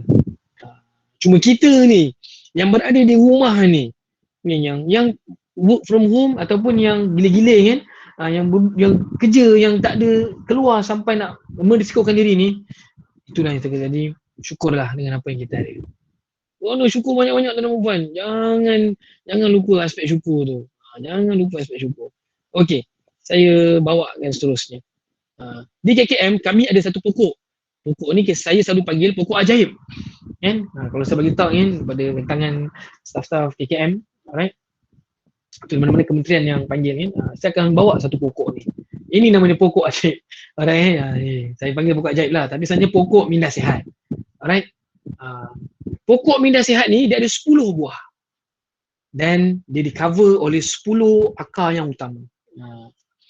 Buah yang pertama, pokok ajaib ni, pokok minda sihat ni, pertamanya tangani kemarahan. Okey, tangani kemarahan. Berapa ramai orang dalam kalangan kita ni yang mampu tahan marah? Kan? Pernah kena lempang dengan pesakit ataupun orang lain dalam kalangan kita yang bekerja di klinik, setting klinikal ni, kena maki tu benda biasa lah. Kan? Patient tak puas hati, itu ini, kita layan je lah, dengar je lah. Kan? Tapi macam ni kita boleh tahan. Ini kalau yang tak boleh tahan kan, Kau lah, kau tak puas hati, jom lah kat luar, kan. Buka baju aku. Ni kan, sama pakai uniform buka baju lah kan. Aku tunggu kau kat parking. Bergaduh. Kena ingat ni pejabat awam. Mana-mana pejabat awam atau pejabat kerajaan yang biasanya kan, bila melibatkan kita dengan public, agak-agak siapa yang salah kalau kita bergaduh dengan orang. Dia satu dia kan, kalau kita dah punch orang, kita dah body contact dengan orang, jaga-jaga tuan-tuan. Kemungkinan besar salah kat kita. Sebab tu kalau berlaku ni yang melibatkan public dengan kita hold. Bawa ke tempat yang sepatutnya, channelkan ke tempat sepatutnya. Kedua ni, penyelesaian masalah. And macam mana kita nak ada masalah? Alright, cara kita menyelesaikan. Ketiga, produktif. Macam mana, adakah aku ni produktif dalam kerja aku? Alright. Keempat, kebahagiaan. Bahagia tak kita sekarang ni? Alright. Adakah kita ada rasa bahagia ni bekerja macam ni dengan keluarga kita sekarang ni, dengan keadaan kita sekarang ni? Alright. Kelima, adakah aku ni rasa bermotivasi? Nombor 6, adakah aku ni tegas diri? Nombor 7, harga diri. Tegas diri. Nombor 6 ni, asertif. Adakah aku ni ada sifat asertif? Tuan-tuan, contoh asertif kita ada RM1, kita pergi kedai goreng pisang, harga goreng pisang tu 20 sen. Kita nak beli 4 goreng pisang. 4 goreng pisang maksudnya 80 sen. 80 sen kan. Kita bagi RM1 kat pakcik tu. Tapi pakcik tu dia tak pulang balance kat kita. Okey. Kita beli, kita nak beli 4 je. Tapi pakcik tu tak pulang balance kan. Kalau tuan-tuan dalam situasi tu, apa tuan-tuan buat? Komen sikit nak tengok. Contoh, RM1 kita ada, nak pergi kedai pakcik tu jual goreng pisang. Okey, dekat goreng pisang tu, satu goreng pisang harga 20 sen. Yang kita nak beli 4. Maknanya 4 tu 80 sen lah. Kita bagi RM1 kat dia. Kita bagi RM1 dekat pakcik tu, tapi dia tak pulang balance. Kalau tuan-tuan jadi orang tu, apa tuan-tuan buat? Okey, pakcik dah kata sedekah, tak apa 20 sen. Okey, lain? Dia ada jawapan yang pelbagai ni. Sedekah saja. Okey, sedekah. Alright. Next. Ada lagi jawapan selain daripada sedekah? Halal je. Okey, halal. Selain daripada sedekah dan halal je, apa yang biasanya kita buat lah kalau tuan-tuan perempuan berada di situasi tu. Biasanya apa yang tuan-tuan buat? Okey. Biasanya tambah satu lagi goreng pisang. Okey, jawapan ni tak ada masalah. Okey. Kebanyakan orang halal je lah, kan? Halal je lah. Kan? Lah 20 sen je. Halal je lah, no problem, kan? 20 sen je pun, kan? Tapi ada orang pula kata, apa kita sedekah, kan? Sedekah. Ada orang lagi nak tambah, okey. Since pakcik ni tak nak pulang 20 sen aku, kan? Ambil satu lagi lah, tambah, kan? Tapi kalau saya nak cakap bab asertif ni tuan-tuan perempuan, asertif ni kita cakap, Assalamualaikum pakcik. Tadi pakcik saya beli goreng pisang. Saya bagi RM1. Saya ambil 4 je pakcik. Sepatutnya ada balance 20 sen. Oh ya kena. Kan? Sorry Nana, pakcik tak sedar. Mungkin pakcik tu lupa. So dia bagi. Itu asertif Asertif ni maknanya dia minta hak dia. Tapi kalau dia ada jawapan lain pula kan. Bila pakcik tak bagi, tak apa pakcik. Saya maklum je. 20 sen tu tak apa pakcik ambil. Boleh tak saya nak ambil tambah satu lagi goreng pisang? Cukupkan 5 je lah. Kan? Boleh juga macam tu. Ada orang nak sedekah, boleh, tak ada masalah sedekah. Tapi saya nak sentuh yang asertif tu. Asertif tu, tegas diri tu kita bertanya, kita minta hak kita. Tapi kena hati-hati, asertif ni dia punya lawan agresif tau. Kalau orang ni terlalu asertif sangat, sikit-sikit hak, dia kena jadi agresif. Nanti dah tuan-tuan, kalau ada rezeki kita berjumpa lagi kan, kita akan buat beberapa ujian lah ujian asertif kita kan. Kalau ada rezeki lah kalau bersemuka lagi senang kan, aktiviti kita boleh buat. Alright. Dan kalau maya macam ni, cakap je lah. Saya duduk bercakap seorang-seorang macam ni lah. Jarang kan. Inilah dunia yang baru ni, saya bercakap je kan. Kalau saya buat program orang, dengan aktiviti ni dan sebagainya. Sonok sikit. Tapi tak apa. Itu asertif. Asertif tu kita tahu hak kita. Kalau tuan perempuan tahu kan, kalau orang yang tak ada asertif, saya nak bagi tahu, dia mudah dipijak. Dia mudah dipijak, dia akan memendam. Jadi dia mudah memendam, itulah timbul masalah seterusnya. Sebab itu kita tahu limitasi kita. Be assertive tuan perempuan. Sebab itu KKM dia memasukkan pokok minda sihat ini, dia memasukkan pokok minda sihat kepada apa ni dalam topik kesihatan mental, iaitu tajuk minda sihat ni dia masukkan sebab penting. Alright, dia penting. Ni. Dan nombor 8, hidup yang realistik. Hari ni berapa ramai orang yang tak realistik. Terlalu idealistik. Contoh, ambil movie kita lah tuan-tuan, filem ataupun cerita rama kita kan.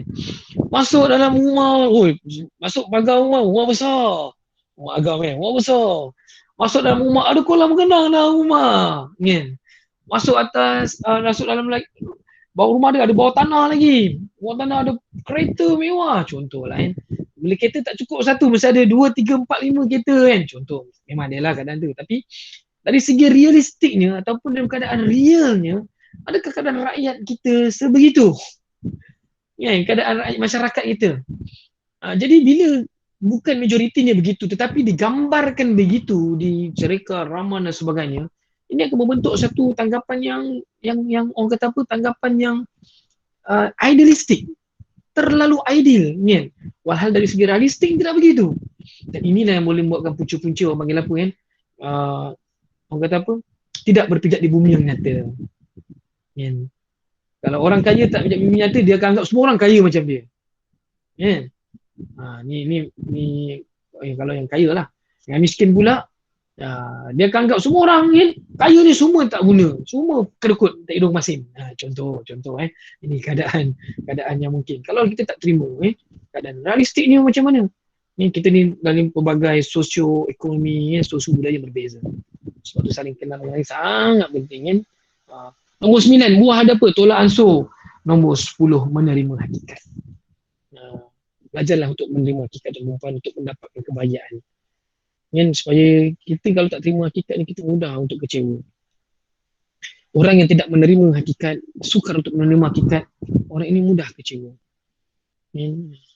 Sebab apa? Sebab bila kita tak menerima apa yang telah terjadi, kita mula mempersoalkan. Sedangkan mempersoalkan satu benda yang berlaku itu ialah bukan bidang kuasa kita. Ni tak ada kena-mena dengan yang kita buat kerja sains ke apa benda kerja makmal ke lab ke, itu lain lah. Itu kita kena soal lah, kenapa jadi macam ni, kena soal jangan tak soal, kena soal itu. Dapatan ni macam ni kenapa apa jadi dapatan macam ni, tu kena lah. Maksud saya ni dari segi kehidupan kita. Alright, apabila berlaku ni satu ujian pada kita bagaimana kita menerima ujian itu. Macam kita tengok orang kehilangan kerja dan sebagainya, bila disebut Allah kata apa, walanabluwannakum bisyai'in minal khawfi wal ju' was-samarat wa naqsin min amwal was-samarat wa basyirus sabirin. Bila saya ambil yang ayat depan tu, walanabluwannakum bisyai'in minal khawf, sudah pasti kami akan menguji kamu dengan ketakutan. Khauf, takut. Apa yang takut tu tuan? Puan, takut apa takut? Macam sekarang ni dalam dunia COVID ni. Takut. Apatah lagi di awal-awal masa bulan 3 tu, bimbangnya, sedih, takut semua ada kan. Kamu akan diuji dengan tu. Sudah pasti kamu akan diuji. Khauf wal ju' dan rasa lapar. Dalam kalangan kita dan perempuan, saudara mara kita ataupun orang lain, dia mungkin tak selesa, tak sesenang kita. Mereka mungkin tidak ada makanan. Alright? Mungkin mereka tidak ada makanan. Mereka lapar. Alhamdulillah ada insan-insan seperti mana? Insan seperti siapa? Abid Lu and the gang, right? Mana-mana pusat-pusat organisasi yang tolong kan. Yalah, of course kerajaan dengan cara dia lah. Right? Yang membantu orang kan. Wana kasim minam amwal kan. Ada orang diuji dengan kehilangan harta benda pula. Kan? Lepas tu diuji pula dengan kehilangan kematian. Ada keluarga yang dah meninggal dalam keadaan pandemik begini, sedih kan. Wasamarat, dan diuji pula dengan apa keadaan namanya, diuji nak kehilangan kebun dan sebagainya. Yalah, bila tak boleh keluar masa tu, semua terbengkalai, habis tak boleh buat kan. Allah sebut satu ujung ayat tu, wa basyirus sabirin. Sampaikanlah berita gembira bagi mereka yang sabar. Yang sabar. Ya. Sampaikanlah berita gembira bagi yang sabar. Jadi kalau kami ni orang psikologi ataupun kaunselor ni, kita orang ni sebenarnya diajar perkataan yang cakap sabar haram kan. Itu betul maksud saya ni tak semudah perkataan sabar tu kita nak uraikan. Tapi dalam segi aspek psikospiritualnya bila kita buat sesi kan, kita sebab dalil Tuhan ni ialah wahyu kan. Biasanya tuan-tuan dan puan bila kita sebut perkataan wahyu ni daripada Tuhan ni, orang tu cepat berlapang dada. Orang tu nak dengar. Dan dia rasa Allah, ya betul lah, saya kena kuatkan diri. Dia kena wabasyirus sabirin, sampai bertiga bagi orang sabar. Dia sabar, dia termasuk dia orang sabar, insya-Allah dia seronok lah. Dia seronok kan. Dan dia insya-Allah cuba buat yang terbaik. Okey. Ini dia slide yang ni. Senyum. Okey. Cuba senyum sekarang tuan-tuan dan puan. Senyumlah sikit. Alright. Walaupun senyuman palsu kan, senyuman yang dibuat-buat, anda tetap mengeluarkan satu hormon yang kita panggil hormon endorfin. Bila anda menggerakkan otot-otot dan tak kisahlah otot mana-mana, otot muka dan sebagainya, dia akan merembeskan hormon endorfin. Hormon endorfin ni dia boleh menzahirkan perasaan euforia, seronok. Dia akan rasa seronok kan. Sebab tu senyum, kan? Senyum, jangan lupa senyum. Ramai orang lupa nak senyum. Alright, lupa sangat nak senyum. Ni ada lagu JJ.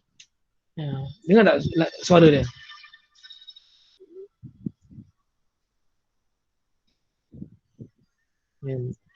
Tak tahu boleh dengar tak boleh dengar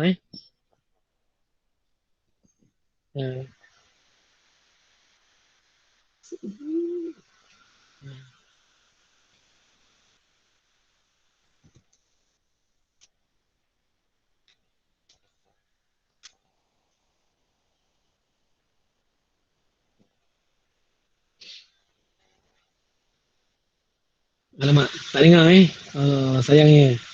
Alright. Lagu senyum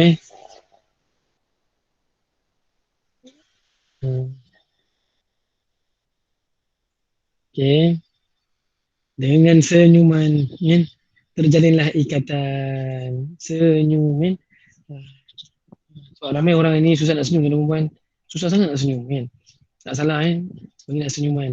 Ini tak berdengar pun tak apa. Ini keadaan yang mana yang berlaku Cuba tengok Kalaulah kita ni berada situasi ni, tengok nurse tu nak bagi suntikan dia kena lempang dengan mak pasien tu.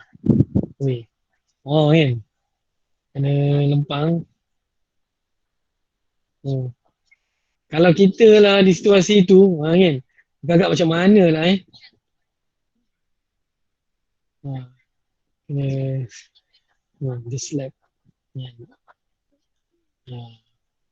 Alright. Itu gambaran yang tuan-tuan. Kena lempang bib kena lempang. Amboi, marahnya Alamak, saya tak boleh nak menyanyi lah susah menyanyi lagu senyum Alright. Yang tadi kalau tengok kena lempang tu, kalau perasaan kita bekerja, kalau kena lempang tu agak apa kita rasa? Allah kenapa nak lempang-lempang Kita mesti marah lempang. Alright. Tapi itulah perlukan kekuatan kesabaran tuan-tuan. Okey, saya nak bagi task pada tuan dan puan. Perlukan juga kat sini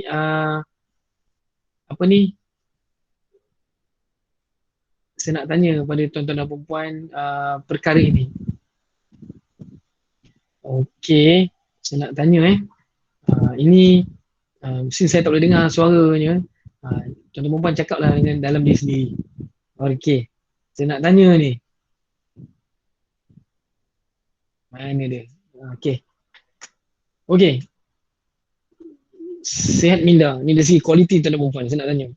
Adakah tuan-tuan dan puan seorang yang committed terhadap tugas? Adakah tuan-tuan dan puan seorang yang berfikiran positif dan terbuka? Tanya menjadi ya ke aku Ada ke? Adakah tuan-tuan dan puan juga seorang yang mengakui kesilapan? Adakah tuan-tuan dan puan yang merupakan seorang yang suka mencari jalan penyelesaian dan bukannya menyalahkan? Adakah tuan-tuan dan puan ialah seorang yang jujur, amanah dan telus? Adakah tuan-tuan perempuan adalah seorang yang membina kepercayaan? Maknanya dengan rakan-rakan, dengan siapa saja kan, kita akan membina kepercayaan. Kan? Kita tak ada prasangka, kita work as a team. Adakah tuan-tuan dan perempuan adalah lead by good example ataupun kepimpinan melalui tauladan? Tuan-tuan perempuan tahu ya, jawapan masing-masing. Alright. So maksudnya kalau benda ni, ya, tuan-tuan perempuan, kalau benda ni kebanyakan jawapannya tidak, tuan-tuan perempuan kena buat self reflection lah. Kan, check diri, self check, tengok keadaan diri macam mana kan. Tapi saya doakan lah, sepositif, saya doakan dalam perempuan ni, semoga ada sifat-sifat committed ni, berfikiran positif ni kan, akui kesilapan, kan, suka cari dalam penyelesaian, jujur, amanah, telus, alright, membina kepercayaan dan belajar kepimpinan melalui tauladan. Okey, sekarang ni ada soalan kat sini. Okey, ada soalan. Okey, dia bercakap di tempat kerja boleh tak tuan-tuan perempuan buat nombor 1, 2, 3, 4, 5, 6, 7, 8, 9, 10. Bolehlah ambil pen ke pensel ke, tulis kejap 1 hingga 10. Kan? 1 hingga 10. 1, 2, 3, 4, 5, 6, 7, 8, 9, 10. Alright. Mungkin ada gambar ini tak clear ke apa, tak apa, saya baca kan. Sama-sama kita jawab. Okey, apa yang saya nak kat sini, saya nak tuan-tuan dan puan-puan fikirkan dalam kepala otak masing-masing, dalam minda kita ni, siapakah kawan yang paling rapat kita bekerja. Jangan beritahu siapa, senyap je. Fikir seseorang yang bekerja dengan tuan-tuan dan puan-puan.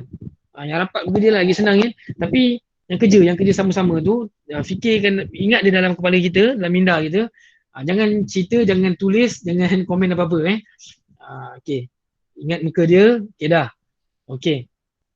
Sekarang ni apa kita nak buat? Kita nak rate dia. Kita nak rate dia, kita nak uji dia, bukan nak uji, kita panggil apa nak tengok dia lah, kita rate dia ni, kita nak tengok adakah dia ni sekian-sekian. Kita nak rate dia sebab dia rapat dengan kita kan. Okey. Okey, dah buat 1 hingga 10. Okey, sekarang ni dia punya skala 1 tu tidak memuaskan, semakin ke 5 dia memuaskan. Kalau nombor 5 tu amat memuaskan. Okey, kita rate dia. Contohnya adakah rakan sekerja anda menyempurnakan tugas dengan penuh tanggungjawab? Kalau anda rasa kawan anda tu ialah seorang tanggungjawab, ini bagus ni, anda buatlah 5. Kan? Macam tu. Adakah rakan anda menyempurnakan tugas dengan penuh ikhlas? Anda rasa dia, memang lebih ikhlas ni, anda buatlah 5. Ataupun anda rasa, adalah, aku tengok ni, 1. Macam tu lah Okey. Dah clear? Alright, kalau dah clear, okey kita mulakan. Saya akan bacakan 1 hingga 10 Okey. Sama-sama kita kira. Siapa tak buat, rugi kena buatlah. Tak buat rugi. Okey. Okey. Nombor 1. Anda rate 1 hingga 5. Rate dia Nombor 1. Adakah rakan sekerja anda menyempurnakan tugas dengan penuh tanggungjawab? Adakah rakan sekerja anda menyempurnakan tugas dengan penuh tanggungjawab? Okey, nombor 1. Nombor 2. Adakah rakan sekerja anda menyempurnakan tugas dengan penuh ikhlas? Anda tahu anda rate dia orang tanya, cik, ikhlas mana boleh ukur? Yelah, saya faham tak boleh ukur. Anda sendiri rasa lah. Dia macam mana? Nombor 2 tu adakah rakan sekerja anda menyempurnakan tugas dengan penuh ikhlas? Okey, dah. Right. Nombor 3.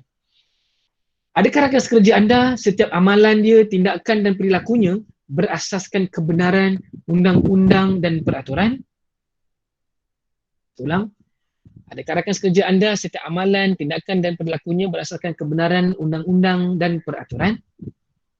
Okey, nombor 4. Adakah rakan sekerja anda tugas dan tanggungjawabnya dilaksanakan secara bijaksana berpandukan ilmu dan kemahiran? Saya ulang. Adakah rakan sekerja anda tugas dan tanggungjawabnya dilaksanakan secara bijaksana berpandukan ilmu dan kemahiran? Okey. Nombor 5. Adakah rakan sekerja anda tugas dan tanggungjawabnya dilaksanakan secara bijaksana berpandukan tahap profesionalisme yang tinggi? Saya ulang. Adakah rakan sekerja anda tugas dan tanggungjawabnya dilaksanakan secara bijaksana berpandukan tahap profesionalisme yang tinggi? Nombor 6. Adakah rakan sekerja anda setiap tindakan dan keputusannya dibuat melalui proses yang telus? Okey, saya ulang. Adakah rakan sekerja anda setiap tindakan dan keputusannya dibuat melalui proses yang telus? Nombor 7. Adakah rakan sekerja anda menghibahkan maklumat kepada pihak yang berhak selagi tidak bercanggah dengan undang-undang dan peraturan? Saya ulang.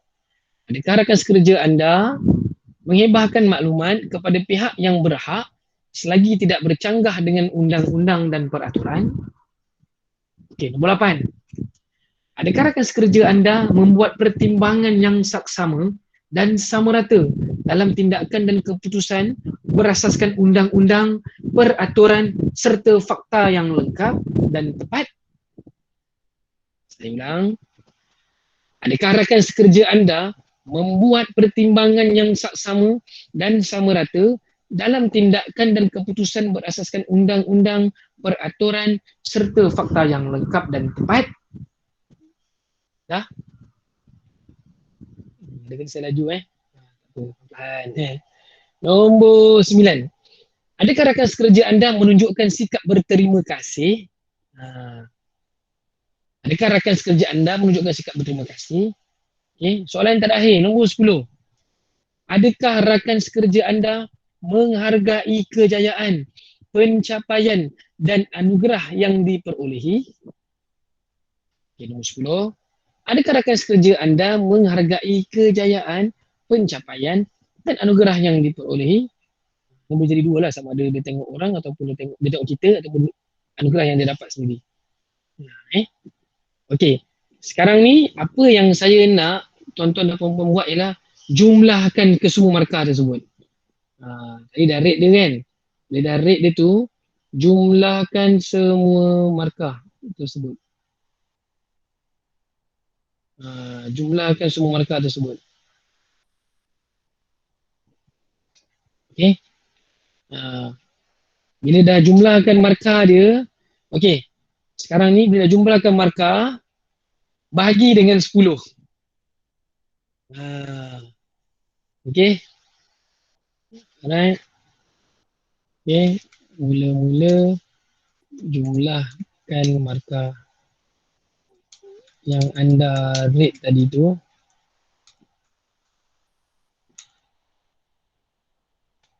Okey.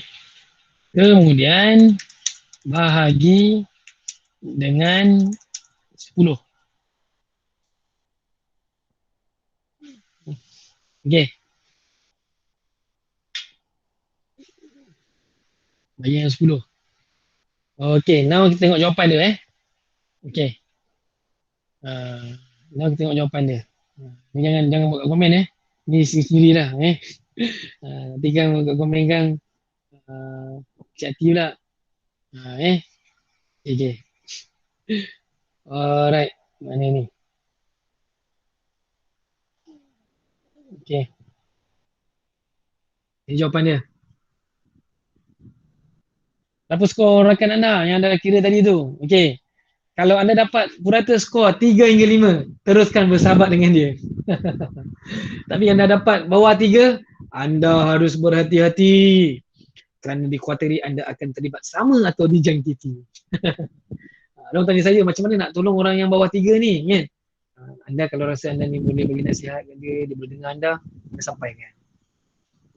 Sebab orang kata sahabat yang baik ialah ketika mana kita mendengar, ketika mana kita memberi nasihat kan, dia boleh dengar nasihat kita. Dan ketika mana kita mendengar nasihat dia, kita boleh terima nasihat dia lah orang lain. Jadi maksudnya tuan-tuan dan puan, nak tak nak kan, ikut keadaan. Alright. Ini sebagai contoh lah, this is just indicator. Alright. Ini macam-macam cara boleh buat tuan-tuan dan puan Yang tanya saya, penting sangat ke kita nak tahu kawan kita macam ni? Yang sekurang-kurangnya kita tahu siapa dengan siapa kita bersahabat. Alright. Okay. Kalau kita kawan dengan orang minyak wangi, kita bawalah wanginya.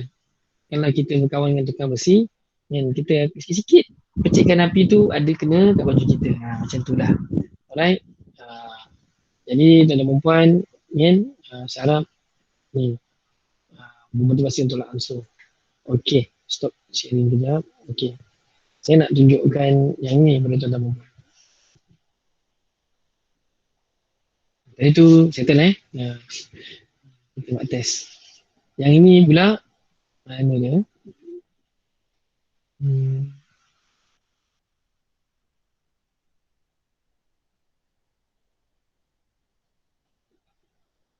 Okey. Saya nak tunjukkan yang ni.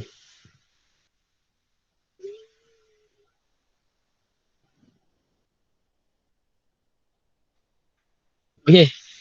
Cuba tengok.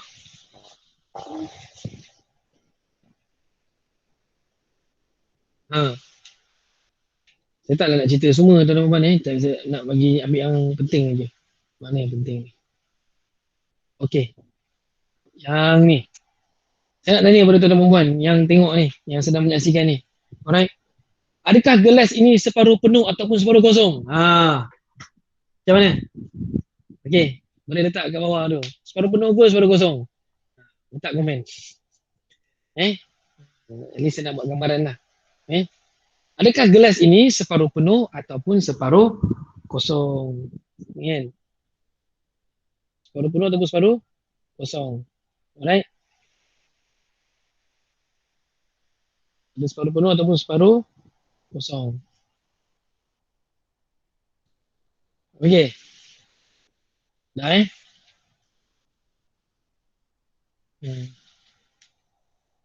Separuh penuh. Okey. Dua-dua. Okey. Dua-dua. Alright. Dua-dua lagi? Boleh jadi dua-dua. Okey. Alright. Lain? Kan. Ada lagi jawapan? Satu, dua, tiga, empat, lima. Lima. Kan? Lima orang. Lima jawapan saya ada kat sini. Lima jawapan. Saya anggap mewakili, bukan mewakili lah. Maksudnya lima orang ni jawab. Mewakili yang lain lah. Okey. Tak ada jawapan betul, tak ada salah. Dua-dua betul. Siapa yang cakap separuh penuh betul, kan? Tapi kat sini tak ada pun jawab separuh kosong. Separuh kosong pun betul, dua-dua pun betul. Kan? Tapi kan? Tapi ada tapi. Punya tapi tu kan, lemak tapi kan. Separuh penuh sebab tak ada kesan minum atau tumpah. Encik Muhammad Izzat alright. Okey. Gini tuan-tuan puan. Bila saya tunjukkan gambar ini kepada pesakit saya, patient saya ataupun klien saya, yang mana dia ada isu dalam pemikiran dia ada isu benda yang tak selesai. Bila saya tanya gambar ni macam mana, apa yang awak dapat tengok gambar ni? Gambar ni kalau saya tanya awak, dia separuh penuh ke separuh kosong?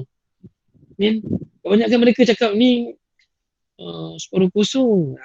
Separuh kosong. Biasanya orang yang cakap separuh kosong ni dia ada something, ada unfinished business yang dia tak selesai lagi. Ada unfinished business dalam diri dia. Tapi rata-rata ni jawab separuh penuh sepenuh, maknanya more pada positivity yang ada dalam pemikiran anda. Alhamdulillah kan. Jadi maksudnya bila anda nampak, sebab apa tau? Sebab saya macam tu, kita nak tengok di mana fokusnya kita ni. Kita ni fokus pada yang positif ke fokus pada yang negatif tu. Kan. Tak salah jawab mana-mana, tapi kita tengok kecenderungan menjawab tu ke arah mana. Kadang-kadang kita asyik nampak benda yang tak nampak je. Kita asyik nak tengok benda yang tak nampak je. Faham maksud saya? Kan? Benda yang negatif kita nak tengok. Walhal kita boleh nampak juga benda yang positif. Tapi kebanyakan kita ni fokus pada yang negatif. Yang itu yang jadi masalah. Okay, Alhamdulillah saya nampak jawapan ni macam ni mewakili semua lah di UMC set. Maknanya Alhamdulillah, saya doakan semuanya positif-positif belaka InsyaAllah terbaik. Tabik screen 3 kali lah. 1, 2, 3. Alright jadi insyaAllah tuan-tuan dan puan sentiasa pupukkan semangat positif tu biar sentiasa terus kuat dan kita, sebab tak ada orang yang boleh membuatkan kita ni be positif. Kita mulakan dulu tuan-tuan dan puan. Kita yang kena mulakan positivity tu. Ini yang sangat-sangat penting. Alright. Mungkin dalam minit-minit yang terakhir ni saya boleh buka soalan kepada tuan-tuan perempuan yang ingin nak bertanya soalan kepada saya, yang mungkin yang mampu saya untuk jawab, saya akan cuba jawab lah. Right? Yang tak mampunya saya mohon ampun dan maaf. Okay? Boleh untuk saya kongsikan dengan perempuan lah. Alright. Okay.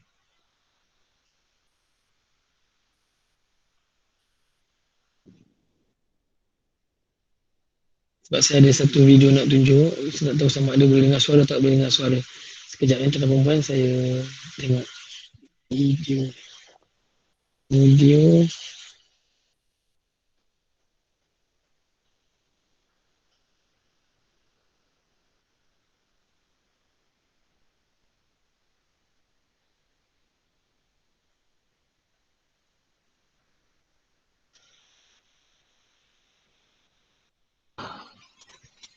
Okey.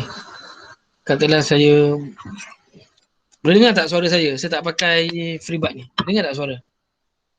Jelas tak? Boleh Okey, cantik. Saya nak try tunjuk video yang ni.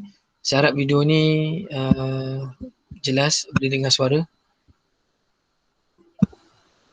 Kejap saya nak tunjuk.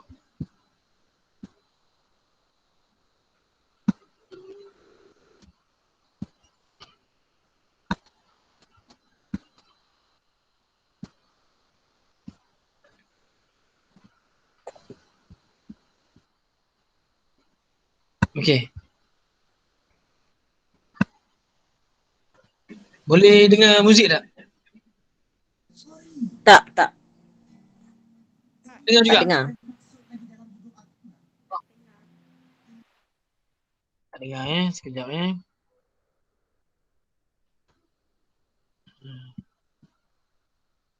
Macam mana Muzik tak dengar, sayang muzik tak dengar. Sekejap saya try tengok dia punya audio.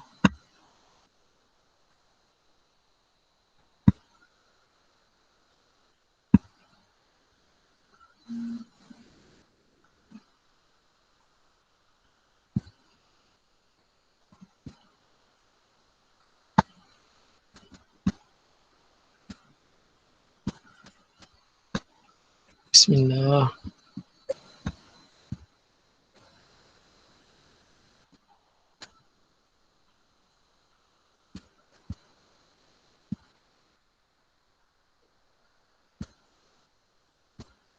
Dengar tak? Dengar ke? Tak dengar juga. Dengar juga. Aduh. Tak ada rezeki tuan. Okey, tak apa. Tapi kalau tengok gambar nampak Gambar nampak. Okey. Kalau gambar boleh nampak, saya teruskan tengok gambar. Saya nak semua sahabat tengok video ni.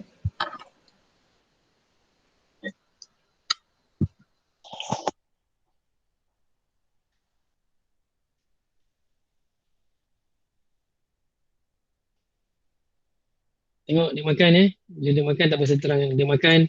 Okey, bila dia makan tak habis Dia tak habis makan. Alright, dia tak habis makan. Dan akhirnya ada orang datang.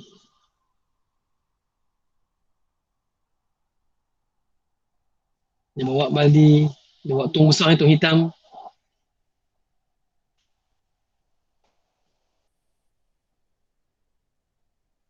Dia bawa tong hitam.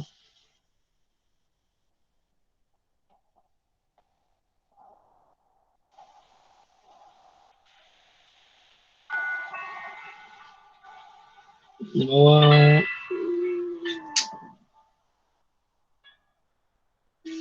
kita tengok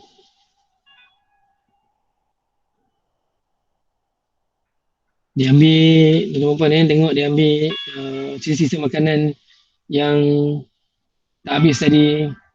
Cuba tengok tu, dia ambil sisa makanan yang tak habis. Alright.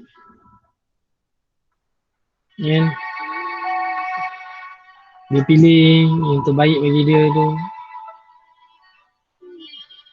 Kemudian dia baliklah ke rumah dia. Tengok tu malam ni dah siap saya ni. Subuh. Sampai. Dan dia disambut oleh anak-anak dia dan juga anak-anak jiran. Cuba tengok dia disambut oleh anak-anak jiran dia. Dia seronok bila tengok bapak dia bawa balik makanan. Cuba tengok tuan-tuan dan puan-puan. kan. Seronoknya dia. Dia nampak dari makanan ni. Seronok makan. Kan.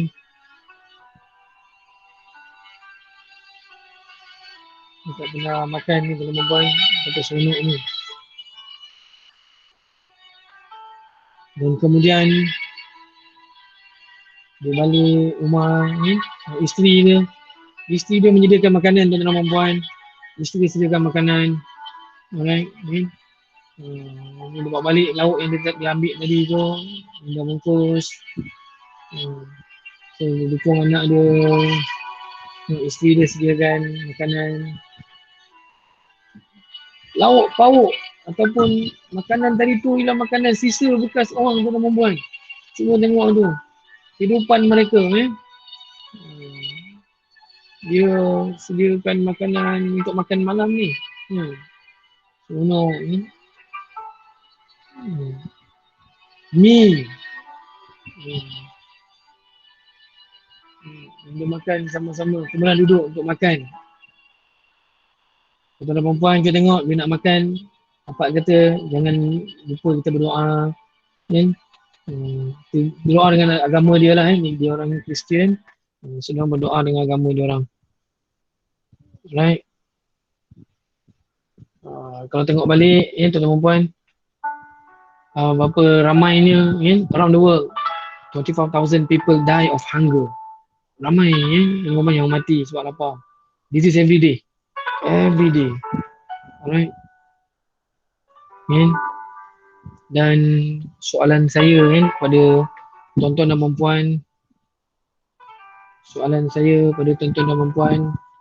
adakah kita sekarang ini, alright, adakah kita sekarang ni tuan-tuan dan puan keluar bekerja kita cari makan dekat tong-tong sampah, kita untuk bagi anak bini kita makan, alright.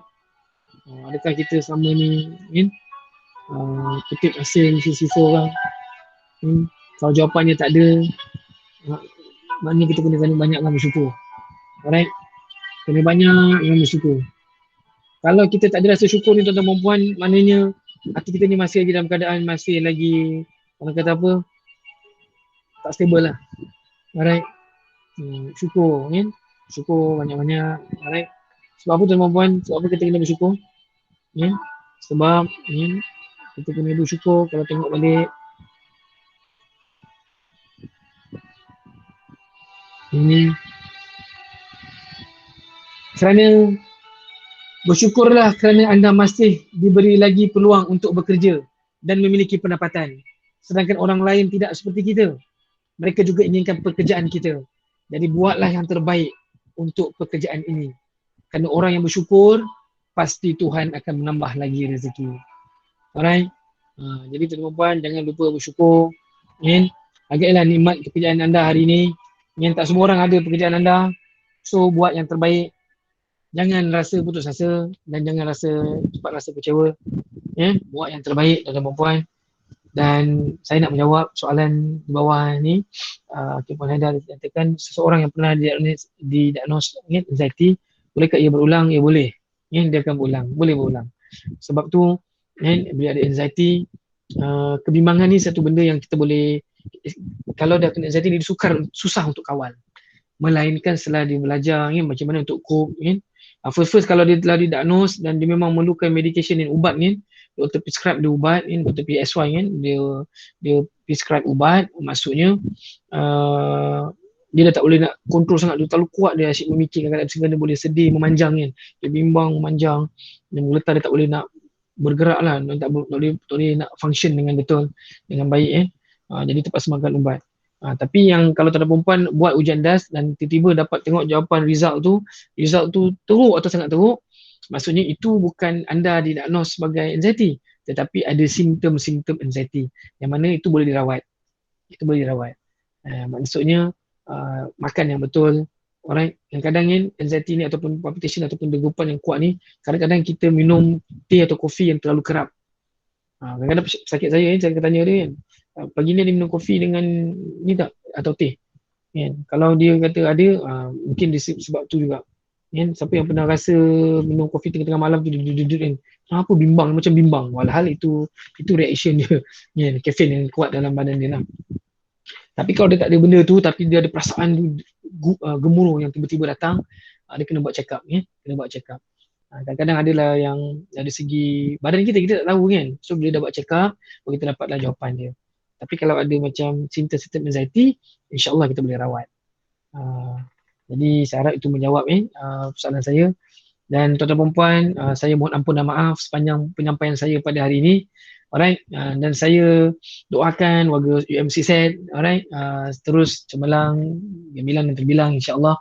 Dan insya-Allah kan mudah-mudahan warga Universiti Melaya kan, orang kata apa, the premier university right. Right, when we say the premier university meaning that this is orang kata the prestige university. So insya-Allah Universiti Melaya melahirkan banyak lagi, kita panggil apa kan, tokoh-tokoh terbilang insya-Allah. Alright, dan saya pun mohon maaf sekali lagi kalau ada yang tak terjawab persoalan. InsyaAllah kan, kalau boleh go through saya punya Facebook, alright, ataupun Instagram saya. Alright, saya guna nama sebenar saya Effendi Sutisno Tanjung. Alright, dan sana saya ada berkongsi lah sikit sebanyak tentang bab-bab psikologi. Alright, dan insyaAllah kan, sama-sama kalau jumpa di luar sana tu tegurlah Alright, sekian. Wabillahi taufiq wal hidayah. Wassalamualaikum warahmatullahi wabarakatuh dan salam hai. Okay, terima kasih. Saya serahkan kepada Puan Haida. Terima kasih Puan Haida.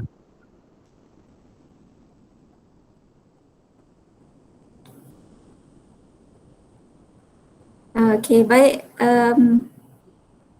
Dengar tak suara saya? Dengar, saya dengar. Dengar? Okey. Alhamdulillah. Okey. So terima kasih banyak kepada Cik Effendi di atas perkongsian maklumat.